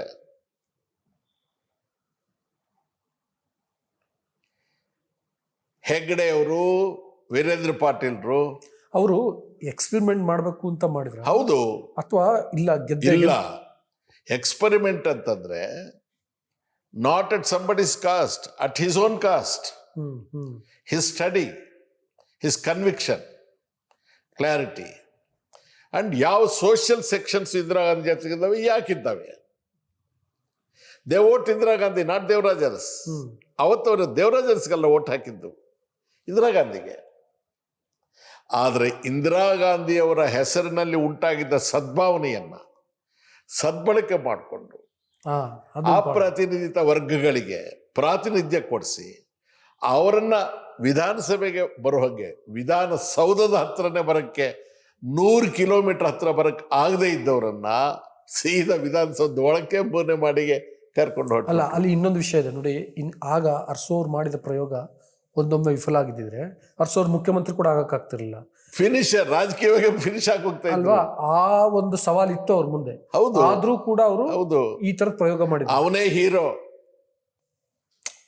ಯಾವನು ರಿಸ್ಕ್ ತಗೊಳ್ತಾನೆ ಸ್ವಾರ್ಥದಿಂದ ಅಲ್ಲ, ಪರಮಾರ್ಥವನ್ನು ಇಟ್ಕೊಳ್ತಾನೆ, ಸಮಾಜದ ಹಿತವನ್ನು ಗಮನದಲ್ಲಿ ಇಟ್ಕೊಳ್ತಾನೆ, ಒಂದು ತತ್ವ ತನ್ನ ಮುಂದೆ ಇಟ್ಕೊಳ್ತಾನೆ, ಅದರ ಬೇಸಿಸ್ ಮೇಲೆ ಲೆಟ್ ಎನಿಥಿಂಗ್ ಹ್ಯಾಪನ್ ಅಂತಕ್ಕಂಥವನೇ ಹೀರೋ, ಅವನೇ ಲೀಡರು. ಅವನು ಅದು ಮಾಡಿದಾಗ ಬರೀ ಒಬ್ಬ ಕಬ್ಲಿಗರಲ್ಲ, ಆ ಥರದ ಅಸಹಾಯಕ ಸ್ಥಿತಿಯಲ್ಲಿ ಇರ್ತಕ್ಕಂಥ ಎಲ್ಲ ಬಡವರ್ಗಗಳಿಗೆ, ಹೌದು, ಹಿಂದುಳಿದವರಿಗೆ ಈತ ದೇವರಾಗ್ಬಿಡ್ತಾನೆ. ಈ ಪ್ರಯೋಗಕ್ಕಿಂತ ಶುರು ಮಾಡಿದಾಗ ಏನಾಗುತ್ತೆ, ಕಾಂಗ್ರೆಸ್ ಪಕ್ಷದ ಒಳಗೆ ಇರ್ತಕ್ಕಂಥ ಸ್ಥಾಪಿತ ಹಿತಾಸಕ್ತಿಗಳು, ಆವತ್ತು ನಿಜಲಿಂಗಪ್ಪನವ್ರು ಬೇಜಾರಿಗೋ ಅಥವಾ ಅವ್ರ ಕ್ಷೇತ್ರದಲ್ಲಿ ಇನ್ನೊಬ್ಬ ನಿಜಲಿಂಗಪ್ಪನವ್ರ ಜೊತೆಗಿದ್ದ ಅಂತ ಹೇಳಿ ಈ ಕಾರಣಕ್ಕೆ ಬಂದಿದ್ದವ್ರಿಗೋ, ಯಾರಿಗೆ ಇಂದಿರಾ ಗಾಂಧಿ ತತ್ವ ಅಥವಾ ದೇವರಾಜ ಅರಸು ತತ್ವ ಇಷ್ಟ ಇರಲಿಲ್ಲ, ಆದರೆ ಆಕಸ್ಮಿಕವಾಗಿ ಈ ಕಡೆ ಗುರುತಿಸ್ಕೊಂಡಿದ್ರು, ಅವರೆಲ್ಲರೂ ಗುಂಪಾಗ್ತಾರೆ. ಇವರನ್ನು ಬಂಧಿಸಬೇಕು ಅಂತ, ನಿರ್ಬಂಧಿಸಬೇಕು ಅಂತ ನೋಡ್ತಾರೆ. ಸೊ ಇಂದಿರಾ ಗಾಂಧಿ ಅವ್ರ ಹತ್ರಕ್ಕೆ ಹೋಗಿ ಹೇಳ್ತಾರೆ, ಕಾಂಗ್ರೆಸ್ ಅಧ್ಯಕ್ಷ ಆಗಿರ್ತಕ್ಕಂಥವನು ಚುನಾವಣೆಗೆ ನಿಲ್ಲಬಾರದು. ಒಂದೊಮ್ಮೆ ಚುನಾವಣೆಗೆ ನಿಲ್ಲಬೇಕು ಅಂತ ಬಯಸಿದ್ರೆ ಅಧ್ಯಕ್ಷ ಸ್ಥಾನಕ್ಕೆ ರಾಜೀನಾಮೆ ಕೊಡಬೇಕು. 44ನೇ ಇಸ್ವಿಯಿಂದ ಯಾವ ಅಡೆತಡೆ ಇಲ್ಲದೆ ಸತತವಾಗಿ ಆರಿಸಿ ಬಂದಂಥ ಅರಸು ನಾನು ನಿಲ್ಲೋದಿಲ್ಲ ಅಂತ ಹೇಳಬೇಕು. ತಾನು ದುರ್ಬಲ ಆಗ್ತಾನೆ. ಇಲ್ಲ, ನಾನು ಆ ಕ್ಷೇತ್ರ ಬಿಡೋಕ್ಕಾಗೋದಿಲ್ಲ ಅಂದರೆ ಅಧ್ಯಕ್ಷ ಸ್ಥಾನ ಬಿಡಬೇಕು. ಈ ಕ್ಯಾಂಡಿಡೇಟ್ಸ್ಗೆ ಯಾರಿಗೂ ಸೀಟ್ ಕೊಡ್ಸೋಕ್ಕಾಗತ್ತಿಲ್ಲ. Please think over this. ಯಾರಾದರೂ ಇದನ್ನು ಚಾಲೆಂಜ್ ಮಾಡದಿದ್ರೆ I am willing for a debate with them. ನನ್ನ ವಯಸ್ಸಾಗಿ 22 ಅಷ್ಟೇ. ತಾನು ಮುಖ್ಯ ಅಲ್ಲ, ಈ ಸಿದ್ಧಾಂತ ಮುಖ್ಯ. ನಾನು ಅಧ್ಯಕ್ಷನಾಗಿಲ್ಲದೆ ಹೋದರೆ ಇದನ್ನು ನಾನು ಅನುಷ್ಠಾನ ಮಾಡೋಕ್ಕಾಗೋದಿಲ್ಲ ಅಂತ ಇಂದಿರಾ ಗಾಂಧಿಯವರಿಗೆ ಆಪ್ತರಾಗಿದ್ದಂಥ ಕೆಲವರು ಸಮಾನ ಮನಸ್ಕರು ಯಾರಿರ್ತಾರೆ, ಪ್ರಗತಿಪರವಾಗಿ ಯೋಚನೆ ಮಾಡ್ತಕ್ಕಂಥವ್ರು, ವಿಶೇಷವಾಗಿ ಮೋಹನ್ ಕುಮಾರ್ ಮಂಗಳಂ ಅವರು, ಚಂದ್ರಜಿತ್ ಯಾದವ್ ಅವರು, ಹೇಮಾವತಿ ನಂದನ್ ಬಹುಗುಣರವರು, ರಾಜ್ಯದಲ್ಲಿ ಕೊಲ್ಲೂರು ಮಲ್ಲಪ್ಪನವರು, ಇವರನ್ನೆಲ್ಲರನ್ನೂ ಕೂಡ ವಿಶ್ವಾಸಕ್ಕೆ ತಗೊಂಡು ಇಂದಿರಾ ಗಾಂಧಿಯವರಿಗೆ ಮಂದಟ್ಟು ಮಾಡ್ತಾರೆ. ಎಸ್, ಈ ಕೋಟೆ ನಾವು ಶಿಥಿಲ ಮಾಡಲೇಬೇಕು, ಈ ಭ್ರಮೆ ಹುಟ್ಟಿಸಿ ನಾವೇ ಮೇಜರ್ ಕಮ್ಯುನಿಟಿ, ನಮ್ಮದೇ ರಾಜ್ಯ ಅಂತ ಹೇಳಿ ಯಾರಿದ್ದಾರೆ, ಈ ಕೋಟೆ ಶಿಥಿಲ ಆಗಬೇಕು ಅಂತ ಹೇಳಿ ಅವರು ಪೂರ್ಣ ಆಶೀರ್ವಾದ ಕೊಡ್ತಾರೆ. ಕೊಟ್ಟ ಮೇಲೆ ಈ ಪ್ರಾಸೆಸ್ ಪ್ರಾರಂಭ ಆಗುತ್ತೆ. ವಿದ್ಯಾವಂತರು ಹುಡುಕೋದು, ಯುವಕರು ಹುಡುಕೋದು, ಹಿಂದುಳಿದ ವರ್ಗಗಳಿಗೆ ಹುಡುಕೋದು. ಈ ಕೊರಟಗೆರೆಯಲ್ಲಿ ಒಬ್ಬರು ಮುದ್ರಾಮಯ್ಯ ಅಂತ ಮಾಡಿದ್ರೆ ಮೇಲೆನ ಅವ್ರ ಜಾತಿ ಯಾವುದು ಅಂತ ಗೊತ್ತಿಲ್ಲಪ್ಪ. ಅವ್ರ ಜಾತಿಯವರು ಆ ಕ್ಷೇತ್ರದಲ್ಲಿ 300 ಓಟ್ ಇರಲಿಲ್ಲ. ಒಕ್ಕಲಿಗರ ಪ್ರಧಾನವಾದ ಕ್ಷೇತ್ರ. ಸೊ ಕಾಂಗ್ರೆಸ್ಸು 72ರ ಚುನಾವಣೆಯಲ್ಲಿ ಗೆದ್ದು ಬಿಡ್ತು. ಕಾಂಗ್ರೆಸ್ ಅಧಿಕೃತ ಅಭ್ಯರ್ಥಿಗಳ ಪಟ್ಟಿ ಪ್ರಕಟಣೆ ಮಾಡುವಾಗ ಸುದ್ದಿಗೋಷ್ಠಿ ಕರೀತಾರೆ ದೇವರಾಜ ಅರಸು ಅವರು ಬೆಂಗಳೂರಲ್ಲಿ. ಡೆಕ್ಕನ್ ಹೆರಾಲ್ಡ್ ಪತ್ರಿಕೆಯ ಮುಖ್ಯ ವರದಿಗಾರರು MCV ಮೂರ್ತಿ ಅವರು ಪ್ರಶ್ನೆ ಕೇಳ್ತಾರೆ ಅರಸು ಅವರಿಗೆ, ಮಿಸ್ಟರ್ ಅರಸ್, ಯುವರ್ ಗಾಳಪ್ಪಾಸ್ ಗುಳಪ್ಪಾಸ್, ಯುವರ್ ಮೊಯ್ಲೀಸ್ ಪೊಯ್ಲೀಸ್, ಯುವರ್ ರಾಥೋಡ್ಸ್ ಅಂಡ್ ಪೀಥೋಡ್ಸ್, how many seats you will win ಅಂದರೆ 148 ಅಂತಾರೆ. 148, 150 ಅಂತಾರೆ. ಹ್ಯಾವ್ ಯು ಗಾನ್ ಮ್ಯಾಡ್ ಅಂತಾರೆ. ಇಟ್ ಅಪ್ಲೈಸ್ ಟು ಯು ಅಂತಾರೆ ಇವರು. ಆವಾಗ MCV ಮೂರ್ತಿ ಹೇಳ್ತಾನೆ, ಅವನು ಬ್ರಹ್ಮನಿಂದ ಬರೆಸ್ಕೊಂಡು ಬಂದಿದ್ದವನು, ಪವರ್ ಆಫ್ ಅಟಾರ್ನಿ. ಎಲ್ಲ ಈ ಪ್ರಪಂಚದ ಎಲ್ಲ ವಿಚಾರಗಳಿಗೂ ಕೂಡ ಬ್ರಹ್ಮ ಡೈರೆಕ್ಟ್ ಆದೇಶ ಅವನೇ ಕೂಡ. If I fail I will put down my pen ಅಂತ ಹೇಳ್ತಾನೆ. ಇವ್ರು ಹೇಳ್ತಾರೆ if I fail I will quit politics ಅಂತ ಹೇಳ್ತಾರೆ. ವಾವ್, ಇಟ್ ಇಸ್ ಭಾಳ ಇಂಟ್ರೆಸ್ಟಿಂಗ್. ಪ್ರೆಸ್ ಮೀಟಲ್ಲಿ ಐ ಕಾಂಟ್ ಟೆಲ್ ಲೈಸ್. ಈ ಗೋಧಿ ಮೀಡಿಯಾಗಳ ಗಲಾಟೆಗಳಲ್ಲಿ ಈ ದಿನ .com ಅಂಡ್ ವಾರ್ತಾ ಭಾರತಿ ನೀವು ಸ್ವಲ್ಪ ಕ್ರೆಡಿಬಿಲಿಟಿಯನ್ನು ಉಳಿಸ್ಕೊಂಡು ಜನರ ಮಾಧ್ಯಮಗಳಾಗಿದ್ದೀರಿ. ನೀವು ನಿಮ್ಮ ಹತ್ರ ಮಾತಾಡುವಾಗ ಮೈಯೆಲ್ಲ ಭಯ, ಎಚ್ಚರಿಕೆ, ಜವಾಬ್ದಾರಿನ ಇಟ್ಕೊಂಡು ಮಾತಾಡ್ತಾ ಇದ್ದೇನೆ. Thank you sir. I will stand by every word that I am uttering before you. Results came. ಅರಸೂರು ಹೇಳಿದಕ್ಕಿಂತ ನಾಲ್ಕು ಸಿಟ್ಟು ಹೆಚ್ಚಿಗೆ ಬಂತು. ಆ ಪತ್ರಕರ್ತರು ಏನಾದ್ರು ಸರ್? ಆ ಪತ್ರಕರ್ತರು ಏನಾದ್ರು ಸರ್ ಆಗ? ಅದೇ ಹೇಳ್ತಿದ್ದೀನಲ್ಲ. ಮತ್ತೆ ಬೇರೆ ಪತ್ರಕರ್ತರೆಲ್ಲ ಸೇರಿ ಸ್ವಲ್ಪ ಬ್ರಹ್ಮನ ಲೆಕ್ಕ ಎಡವಟ್ಟಾಗಿದೆ, ಕ್ಷಮೆ ಇರಲಿ ಅಂತ ಹೇಳಿದ್ರು. ಅರಸು ಒಬ್ಬ ದಯಾಳು, as a person, very very kind hearted, very very large. ಬಿಡಪ್ಪ, ದೊಡ್ಡ ವಿಷಯ ಅಂಥೇಳಿ ಅದೇ ಮೂರ್ತಿಯನ್ನು ಮತ್ತೆ ಗೌರವದಿಂದ ಕಾಣ್ತಾ ಇದ್ರು. ಮತ್ತದೇ ಮೂರ್ತಿ 2-3 ವರ್ಷ ಕಳೆದ ಮೇಲೆ Congress high command, Congress chief minister ಕರೆದಾಗೆಲ್ಲ ಡೆಲ್ಲಿಗೆ ಹೋಗ್ಬೇಕು, ವಾರದಲ್ಲಿ 2-3 ಸಲ. ಇವ್ರು ಮತ್ತೆ ಬರೆದ್ರು ಡೆಕ್ಕನರ್, why does the chief minister of Karnataka come to Bangalore so often ಅಂತ.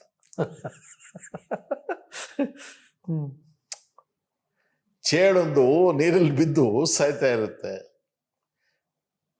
ನಿಮ್ಮಂಥವ್ರು ಹೇಳ್ತೀರಿ ಸಾಯ್ಲಿ ಬಿಡು, ಹೊರಗಿದ್ರೆ ಯಾರನ್ನ ಕುಟ್ಕುತ್ತೆ ಅಂತ.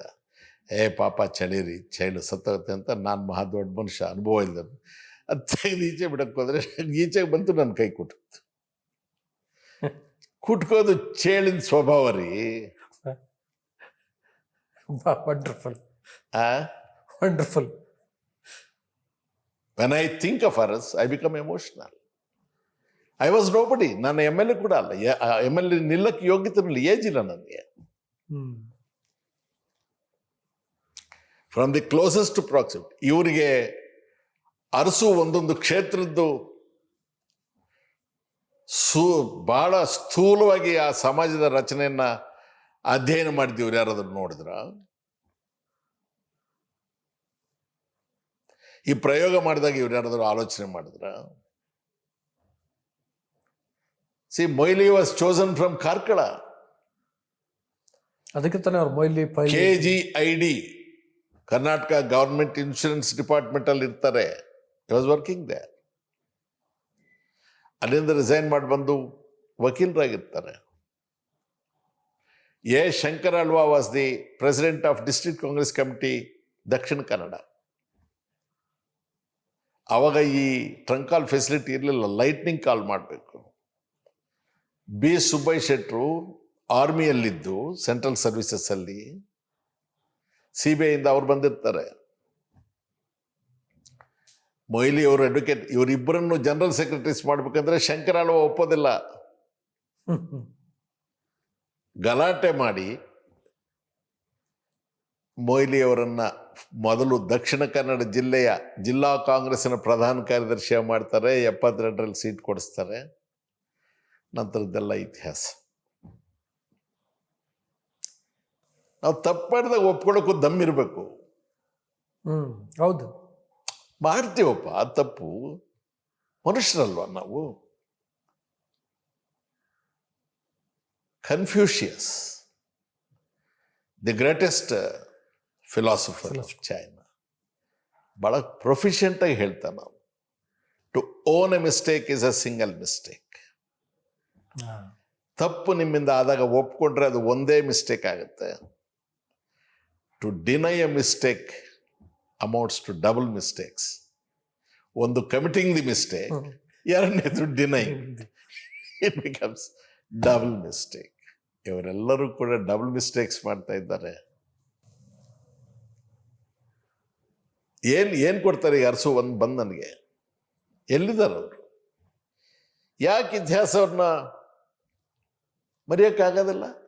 ಯಾಕೆ ಅವ್ನು ಬಿಟ್ಟು ಇತಿಹಾಸ ಇದಕ್ಕೆ 44, 67 ಅವಿರೋಧ ಆಯ್ಕೆ, 69 ಸಂಚಾಲಕ, 3 ಉಪಚುನಾವಣೆ, ಬೆಂಗಳೂರು ಮಹಾನಗರಸಭೆ ಚುನಾವಣೆ, ಲೋಕಸಭೆ ಚುನಾವಣೆ, ಅಧ್ಯಕ್ಷನಾಗ್ತೀಯೋ ಕ್ಯಾಂಡಿಡೇಟ್ ಆಗ್ತೀಯೋ ಸವಾಲು, ತನ್ನ ಕ್ಯಾಂಡಿಡೇಟ್ಸನ್ನು ಸೆಲೆಕ್ಟ್ ಮಾಡ್ಕೊಳ್ಳೋದು. ಮತ್ತೆ ಶುರುವಾಗುತ್ತೆ ನೀನು MLA ಎಲ್ಲ ಚೀಫ್ ಮಿನಿಸ್ಟರ್ ಹೆಂಗಾಗ್ತೀಯ ಅಂತ.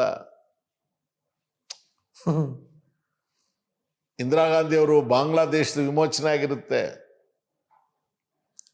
ಇದ್ರಲ್ಲಿ ಬ್ಯುಸಿ ಆಗಿರ್ತಾರೆ, ಇವ್ರನ್ನ ಅಲ್ಲಿ ಕರೆಸಿರ್ತಾರೆ ಡಾಕಾಗೆ. She gave a message through Umashankar Dikshit, Urs should be the chief minister.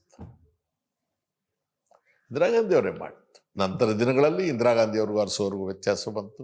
ಅದು ಬೇರೆ ವಿಷಯ. ನಾವು ಅರಸೋರ್ ಜೊತೆಗಿದ್ವಿ. ಆ ಪ್ರಶ್ನೆ, ಇತಿಹಾಸ ಹೇಗೆ ಇದ್ದದ್ದು ಹಾಗೇ ಹೇಳಬೇಕು. ಅವತ್ತೇ Urs chief minister, no wrong, it is Indira Gandhi who made in the chief minister. ಮುಖ್ಯಮಂತ್ರಿ ಆದಮೇಲೆ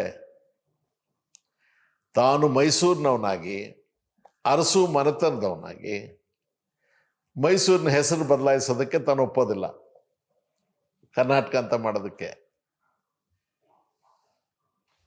ಮೈಸೂರೇ ಇರಬೇಕು ಅಂತಾರೆ. ತಾನು ಮುಖ್ಯಮಂತ್ರಿ ಆದಮೇಲೆ ನಾನು ಅರಸು ಮನೆತನದವನಲ್ಲ, ನಾನು ಹಳೆಯ ಮೈಸೂರಿನವನಲ್ಲ, ನಾನು ಇಡೀ ರಾಜ್ಯದ ಮುಖ್ಯಮಂತ್ರಿ ಅಂತ ತನ್ನ ಅಭಿಪ್ರಾಯವನ್ನು ತಾನು ಬದಲಾಯಿಸಿಕೊಂಡು ತಾನೇ ಮುಂದೆ ಹೆಜ್ಜಿಟ್ಟು ಕರ್ನಾಟಕ ಅಂತ ನಾಮಕರಣ ಮಾಡ್ತಾನೆ. Who is A leader? ಜನರಿಗೆ ಬೇಕಾದದ್ದನ್ನು, ಜನರು ಬಯಸಿದ್ದನ್ನು ಅನುಸರಿಸಿಕೊಂಡು, ಅರ್ಥ ಮಾಡಿಕೊಂಡು, ಜೀರ್ಣಿಸಿಕೊಂಡು ಅದರಂತೆ ನಡೆಯುವ ಅವನು ನಾಯಕನ, ನಾನು ಹೇಳ್ದಂಗೆ ನೀನು ನಡಿಬೇಕು ಅನ್ನೋ ನಾಯಕನ. ಯಾವ ಅಸೆಂಬ್ಲಿ ಕ್ಷೇತ್ರಗಳಿಗೆ ಅಭ್ಯರ್ಥಿಗಳನ್ನು ಆಯ್ಕೆ ಮಾಡಬೇಕಾದ ಸನ್ನಿವೇಶದಲ್ಲಿ ಜಾತಿಯ ಎಲ್ಲ ವಿವರಗಳನ್ನು ಇಟ್ಕೊಂಡಿದ್ರು, ಇದನ್ನೇ ಬೇಸಿಸ್ ಆಗಿ ಇಟ್ಕೊಂಡು ಹಾವನೂರು ಕಮಿಷನ್ಗೆ ಮುಂದಾಗ್ತಾರೆ. ಹಾವನೂರು ಕಮಿಷನ್ ನೇಮಕ ಮಾಡ್ತಾರೆ, ತೀವ್ರ ಪ್ರತಿಭಟನೆಯನ್ನು ಎದುರಿಸ್ತಾರೆ. ಅಲ್ಲಿಯವರೆಗೆ ಬ್ಯಾಕ್ವರ್ಡ್ ಕ್ಲಾಸು, ಬ್ಯಾಕ್ವರ್ಡ್ ಸರ್ಟಿಫಿಕೇಟ್ ಅನ್ನೋದೇ ಗೊತ್ತಿಲ್ಲದೆ ಇದ್ದ ಕರ್ನಾಟಕದಲ್ಲಿ ಫಾರ್ವರ್ಡ್ನವರು ಕೂಡ ನಮಗೆ ಬ್ಯಾಕ್ವರ್ಡ್ ಸರ್ಟಿಫಿಕೇಟ್ ಕೊಡಿ ಅಂತ ಸ್ಕೂಲ್ಗೆ, ಕಾಲೇಜ್ಗೆ ಅಡ್ಮಿಷನ್ಸ್ ಕೇಳೋವಂಥ ಸ್ಥಿತಿ ಬಂತು. ಯುಗ ಪರಿವರ್ತನೆ ಮಾಡ್ತಾನೆ. ಇವರು ಸ್ವಾಭಿಮಾನದಿಂದ ನಾವಿಂಥ ಸಮಾಜ ಅಂತ ಹೇಳ್ತಾರೆ, ಧೋಬಿಗಳು ಸಮಾವೇಶ ಮಾಡ್ತಾರೆ, ಸವಿತಾ ಸಮಾಜದ ಸಮಾವೇಶ ಮಾಡ್ತಾರೆ, ವಿಶ್ವಕರ್ಮರ ಸಮಾವೇಶ ಮಾಡ್ತಾರೆ, ದೊಂಬಿದಾಸನ ಸಮಾವೇಶ ಮಾಡ್ತಾರೆ. ಹಿ ಕ್ರಿಯೇಟೆಡ್ ಎ ನ್ಯೂ ಅವೇರ್ನೆಸ್. ಯಾವಾಗಲೂ ಒಂದು ಪ್ರಗತಿಯ ನಿರ್ಣಾಯಕ ಹೆಜ್ಜೆಯನ್ನು ನೀವು ತೆಗೆದುಕೊಳ್ಬೇಕಾದ್ರೆ ಅದಕ್ಕೆ ಪ್ರತಿರೋಧ ಕೂಡ ಅಷ್ಟೇ ಪ್ರಬಲವಾಗಿರುತ್ತೆ ಅನ್ನೋದನ್ನು ಇತಿಹಾಸ ನಮಗೆ ಹೇಳಿರುವ ಪಾಠ. 78ರ ಚುನಾವಣೆಯಲ್ಲಿ ಇಬ್ಬರೇ ಇಡೀ ರಾಜ್ಯದಲ್ಲಿ ರೆಡ್ಡಿ ಕಾಂಗ್ರೆಸ್ನಿಂದ ಆಯ್ಕೆಯಾಗಿ ಬಂದವರು. ಒಂದು ಭೀಮಣ್ಣ ಖಂಡ್ರೆ ಭಾಲ್ಕಿಯಿಂದ, ಇನ್ನೊಬ್ಬರು ರಮೇಶ್ ಬಾಳೆಕುಂದ್ರಿ, ಬೆಳಗಾಂ ಡಿಸ್ಟ್ರಿಕ್ಟ್. ಭೀಮಣ್ಣ ಖಂಡ್ರೆ ಅವರು ತಮ್ಮ ಜೋಬಿಂದ ಸಿಗರೇಟ್ ಲೈಟರ್ ತೆಗೆದು ಹಾವನೂರು ಕಮಿಷನ್ ರಿಪೋರ್ಟನ್ನು ಅಸೆಂಬ್ಲಿಯಲ್ಲಿ ಸುಟ್ಟುಬಿಟ್ರು.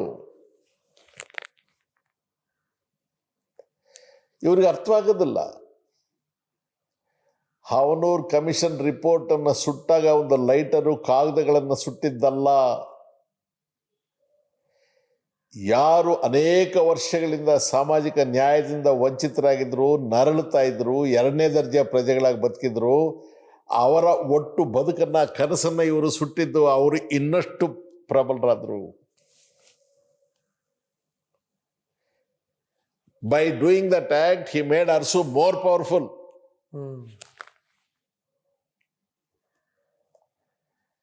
ಮತ್ತೆ ಬೇರೆದಕ್ಕೆಲ್ಲ ಬರ್ತೀನಿ, ಈಗ ಹೇಳ್ತೀನಿ ಕ್ಲೈಮ್ಯಾಕ್ಸ್ ಎಲ್ಲಿಗೆ ಬರುತ್ತೆ ಅಂತ. ಆ ರೀತಿ ಒಗ್ಗೂಡಿದ ಹಿಂದುಳಿದ ವರ್ಗಗಳು, ಅಲ್ಪಸಂಖ್ಯಾತರು ಇವತ್ತು ಕಾಂಗ್ರೆಸ್ಸಿಂದ ದೂರ ಆಗಿಬಿಡ್ತಾರೆ. ಯಾರಿಗೆ ಹೊಸ ಜನ್ಮ, ಹೊಸ ರೂಪ, ಹೊಸ ಅವತಾರ ಕೊಡುತ್ತೆ, ಯಾವ ಪಕ್ಷದ ಜೊತೆಗೆ ಅವರಿಗೆ ಭಾವನಾತ್ಮಕವಾದ ಸಂಬಂಧ ಇರುತ್ತೆ. ನಿಮ್ಮ ಕ್ಯಾಂಡಿಡೇಟ್ ಯಾರು ಪ್ರಶ್ನೆನೇ ಇಲ್ಲ, ನಿಮ್ಗೆ ಏಜೆಂಟೇ ಬೇಕಾ ಇಲ್ಲ, ಅವ್ರು ಬಂದು ನಿಂತ್ಕೊಂಡು ಸ್ವಯಂ ಪ್ರೇರಿತರಾಗಿ ತಾವೇ ಏಜೆಂಟ್ಸು, ತಾವೇ ಕ್ಯಾಂಡಿಡೇಟ್ ಅಂತ ಓಟ್ ಆಗ್ತಾ ಇದ್ದಂಥ ಜನ BJP ಕಡೆ ಹೋಗುವಂತೆ ನಾವು ಮಾಡಿದ್ದೇವೆ. ಅರಸು ರೆಲೆವೆಂಟಾ ಇರ್ರೆಲೆವೆಂಟಾ? ನೀವು ಯಾವ ಥರ ನೋಡ್ತೀರಿ ಸರ್ ಅದನ್ನ? Urs he is not irrelevant, he is relevant. ನಾವು ಇತಿಹಾಸವನ್ನು ಓದೋದ್ರಲ್ಲಿ ಫೇಲ್ ಆದ್ವಿ. ನಮ್ಮ ಶಕ್ತಿಯನ್ನು ಅವ್ರಿಗೆ ವರ್ಗಾಯಿಸ್ಬಿಟ್ವಿ ನಾವು. ರಾಮ ಅವತ್ತು ಇದ್ದಾನೆ, ಇವತ್ತು ಇದ್ದಾನೆ, ಹೊಸದಾಗಿ ಬಂದ ರಾಮ, ತ್ರೇತಾಯುಗದಿಂದ ಇದ್ದಾನೆ ರಾಮ. ರಾಮನ ಪೂಜೆ ಮಾಡಿದ್ದೇನೆ, ಹೊಸದಾಗಿ ಮೋದಿ ಬಂದು ಹೇಳ್ಕೊಡ್ಬೇಕಾ, ಅಮಿತ್ ಶಾ ಬಂದು ಹೇಳ್ಕೊಡು.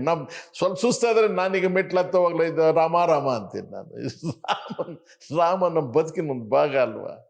ರಾಮನನ್ನು ರಾಜಕೀಯಕ್ಕೆ ತಂದು ಕಾಲು ಸುಸ್ತಾದಾಗ ನೆನೆಸ್ಕೊಳ್ತಾ ಇದ್ರು ರಾಮನಿಗೆ ಇವ್ರನ್ನೆಲ್ಲ ಟ್ರಾನ್ಸ್ಫರ್ ಮಾಡಿಬಿಟ್ಟು. ಅಲ್ಲ ಸರ್, ಈಗ ನೀವು ಹೇಳಿದ್ರಲ್ಲ, ಈ ಹಿಂದುಳಿದವರು ಅಥವಾ ಅಲ್ಪಸಂಖ್ಯಾತರು ಇವರೆಲ್ಲ ಹಿಂಗೆ ಒಂದು ಸ್ವಲ್ಪ ಡಿರೈಲ್ ಆಗೋಕ್ಕೆ ಅರಸು ಶಿಷ್ಯರು ಮಾಡಿದಂತಹ ಎಡವಟ್ಟುಗಳು ಕಾರಣನ?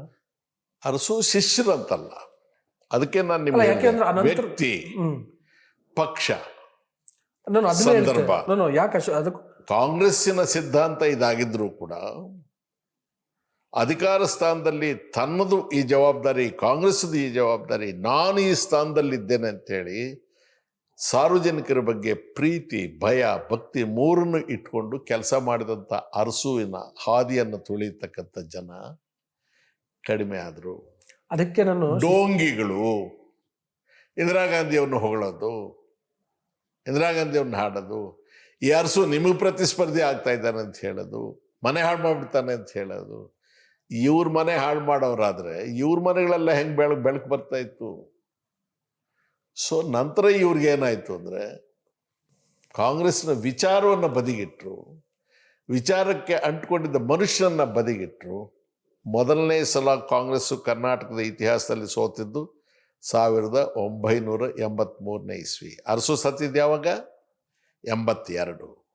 ಮೊದಲನೇ ಕಾಂಗ್ರೆಸ್ಸೇತರ ಸರ್ಕಾರ ಬಂದಿದ್ದು ಯಾವಾಗ? 83.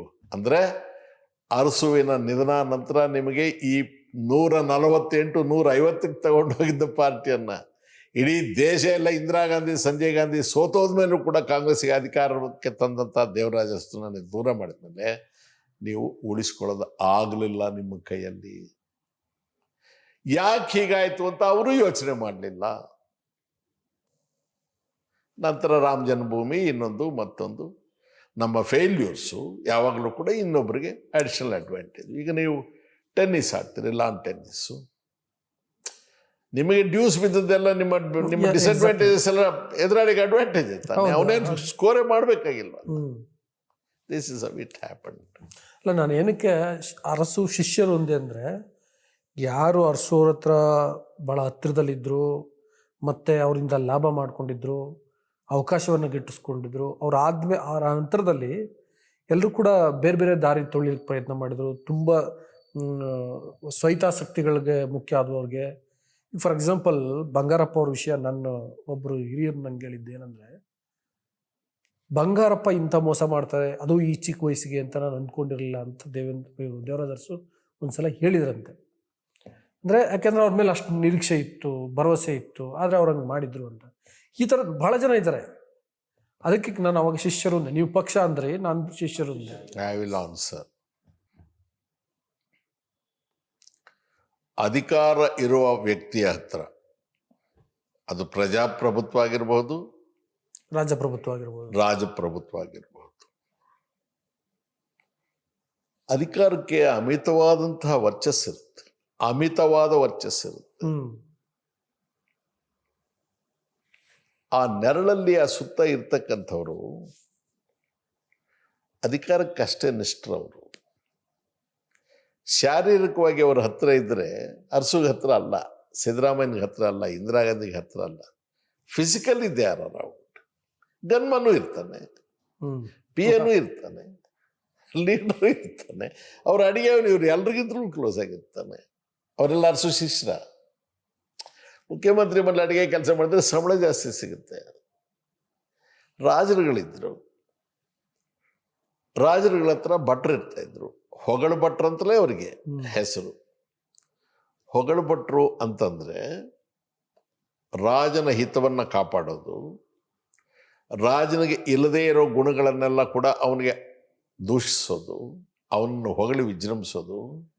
ರಾಜನ ಮಗ ಇರ್ತಾನೆ, ಅವನಿಗೆ ಉಬ್ಬು ಹಲ್ಲು, ಈ ಕಣ್ಣು ಮೆಲ್ಗಣ್ಣು, ತೊದಲು, ವಿಕಾರ, ಮೂಗು ಸುರಿತಾ ಇರುತ್ತೆ. ಅವನನ್ನು ಮನ್ಮಥನಿಗಿಂತಲೂ ಸುಂದರಂಗ ಇವನು, ಮನ್ಮಥ ಇವ್ ನೋಡಿದ್ರೆ ನಾಚ್ಕೋಬೇಕು ಅಂತ ಹೊಗಳ್ತಾರೆ. ಅವನು ಹೊಗಳದೆ ಹೋದರೆ ಅವನು ಹೊಟ್ಟೆ ಪಟ್ಟಡಿಬೇಕಲ್ರಿ. ಅದಕ್ಕೆ ಅವ್ರನ್ನ ಏನು ಕರಿತೀವಿ ಅಂದರೆ ಇಂಗ್ಲೀಷಲ್ಲಿ ಸೈಕೋಫ್ಯಾಂಟ್ಸ್ ಅಂತೇಳಿ, ಅಚ್ಚ ಕನ್ನಡದಲ್ಲಿ ಸ್ವಚ್ಛ ಕನ್ನಡದಲ್ಲಿ ಬಟ್ಟಂಗಿಗಳು ಅಂತ ಕರಿತೇವೆ. ನೀವು ಶಿಷ್ಯರು ಅಂತ ಹೇಳಿದ್ರಲ್ಲ, ಅದು ತಪ್ಪು. ಅವ್ರು ಶಿಷ್ಯರಲ್ಲ, ಬಟ್ಟಂಗಿಗಳಾಗಿದ್ದವ್ರು. ಯಾರು ಅಂದರೆ ಅವರ ಹೆಸರು ಹೇಳ್ಕೊಂಡು ಹೊಟ್ಟೆ ಹೊರ್ಕೊಳಕ್ಕೆ ಬಂದವರು. ಶಿಷ್ಯರು ಯಾರು ಅಂದರೆ ಅವರ ವಿಚಾರವನ್ನು ಭಾವನಾತ್ಮಕವಾಗಿ ಗಂಭೀರವಾಗಿ ಆಲಿಸಿದವರು, ಪಾಲಿಸಿದವರು, ಮೈಕ್ ತಗೊಂಡವರು, ಅದನ್ನು ಮುಂದುವರಿಸ್ಕೊ. ಅದು ಭಾಳ ಕಡಿಮೆ ಜನ ಉಳಿದ. ನಮ್ಮದು ಕಮ್ಯುನಿಸ್ಟ್ ಪಾರ್ಟಿ ಅಲ್ಲ. Congress party is a mass based party, cadre based party ಅಲ್ಲ. ಅನೇಕ ಜನ ಕಾಂಗ್ರೆಸ್ಸಲ್ಲಿ ಇಲ್ಲದೆ ಇದ್ದವರು, ಅರಸು ಜೊತೆಗೆ ಇಲ್ಲದೆ ಇದ್ದವರು ಅರಸು ವಿಚಾರವನ್ನು ಮೆಚ್ಚುತ್ತಾ ಇದ್ರು. ಆದರೆ ಅವ್ರದ್ದೇ ಲೋಹಿ ಇಡ್ಸಿದ್ರು ಭಾಳ ಜನ. ಕಾಂಗ್ರೆಸ್ನಲ್ಲಿ ಇದ್ದವರು ಭಾಳ ಜನರಿಗೆ, ಕಾಂಗ್ರೆಸ್ನಲ್ಲೇ ಇದ್ದವ್ರು ಭಾಳ ಜನರಿಗೆ ಅರಸು ಬಗ್ಗೆ ಏನು ದೊಡ್ಡ ಅಭಿಮಾನ ಇರಲಿಲ್ಲ. ದೇವರು ಹೇಟಿ ಇವನೇ ಹಾಳು ಮಾಡಿದ್ದು ಅಂತ ಹೇಳ್ತಾರೆ.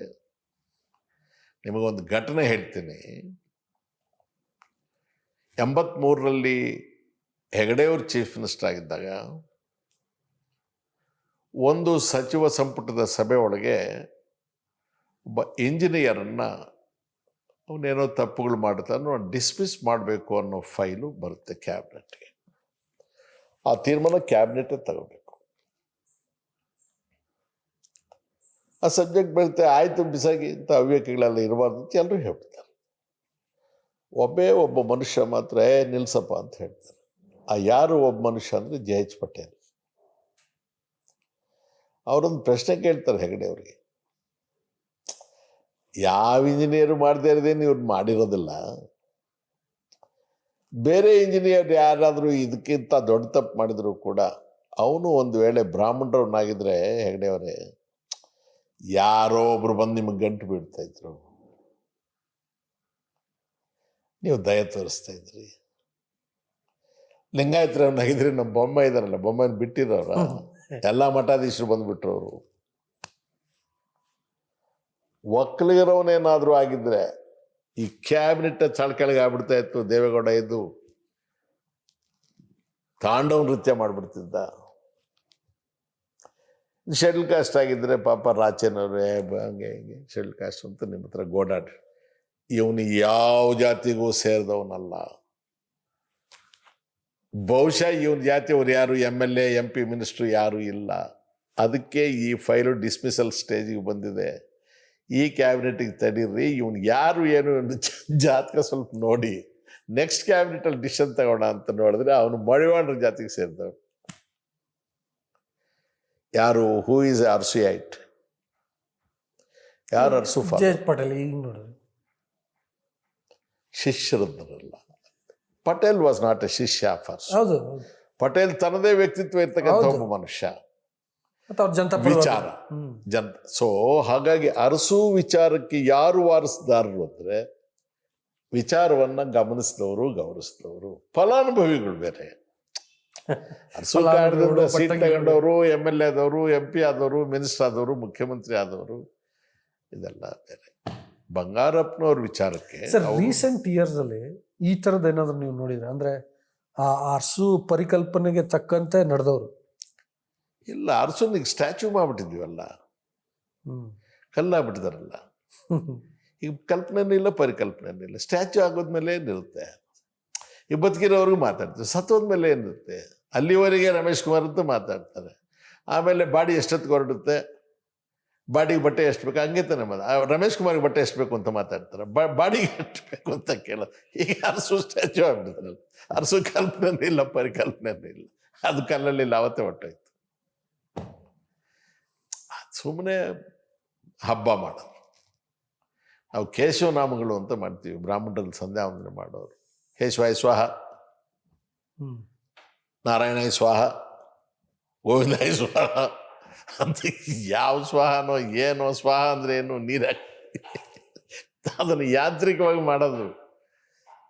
ಗಾಂಧಿ ಜಯಂತಿ, ಅನುಸೂಚಿ ಇವೆಲ್ಲ ಕೂಡ ತಾತ್ವಿಕ, ಇದಕ್ಕೆಲ್ಲ ಅರ್ಥ ಆಗಿರ್ತಾ ಎಲ್ಲ ಹೋಗ್ಬಿಟ್ಟಿದೆ. See, we are passing through a very, very critical phase. Rahul ಗಾಂಧಿಯವರು ಜೀವದ ಮೇಲೆ ಆಸೆ ಬಿಟ್ಟು ನಡಿಬೇಕು, ದೇಶನ ಪರಿಚಯ ಮಾಡ್ಕೋಬೇಕು. ತಾನೇನು ಪ್ರೈಮ್ ಮಿನಿಸ್ಟರ್ ಆಗಬೇಕಂತಲ್ಲ, ಇನ್ನೊಂದು ಮಾಡಬೇಕು ಅಂತಲ್ಲ, ಕಾಂಗ್ರೆಸ್ ಅಂತಲ್ಲ. I want to know this country ಅಂತ ಹೇಳ್ತಾನೆ. To walk from Kerala to Kashmir is not a joke, ತಮಾಷೆ. ಒಂದು ಸ್ವಲ್ಪ ಚಳಿ ಇದ್ರೆ ಸ್ವೆಟರ್ದ ಆಚೆ ಬರ್ಕೋಪಂದ್ರೆ. ನಿನ್ನೆ ಮೆಸ್ಸಿ ಆ ಮಾತನ್ನು ಹೇಳಿದ್ದಾರೆ. ಸಿ ಹಿ ವಾಕ್ಸ್. ಅದನ್ನು ಕೂಡ ನಮ್ಮ ಕಾಂಗ್ರೆಸ್ ಅವರು ಒಂದು ಪ್ರೋಗ್ರಾಮ್ ಥರ, ಫೆಸ್ಟಿವಲ್ ಥರ ಮಾಡಿಕೊಂಡು ಅದಕ್ಕೆ ಫಂಡ್ಸ್ ವಸೂಲು ಮಾಡ್ಕೊಂಡು ಅವನು ಬಲಿ ಕೊಡ್ಬಿಟ್ಟಿರ್ತಾಗೆ.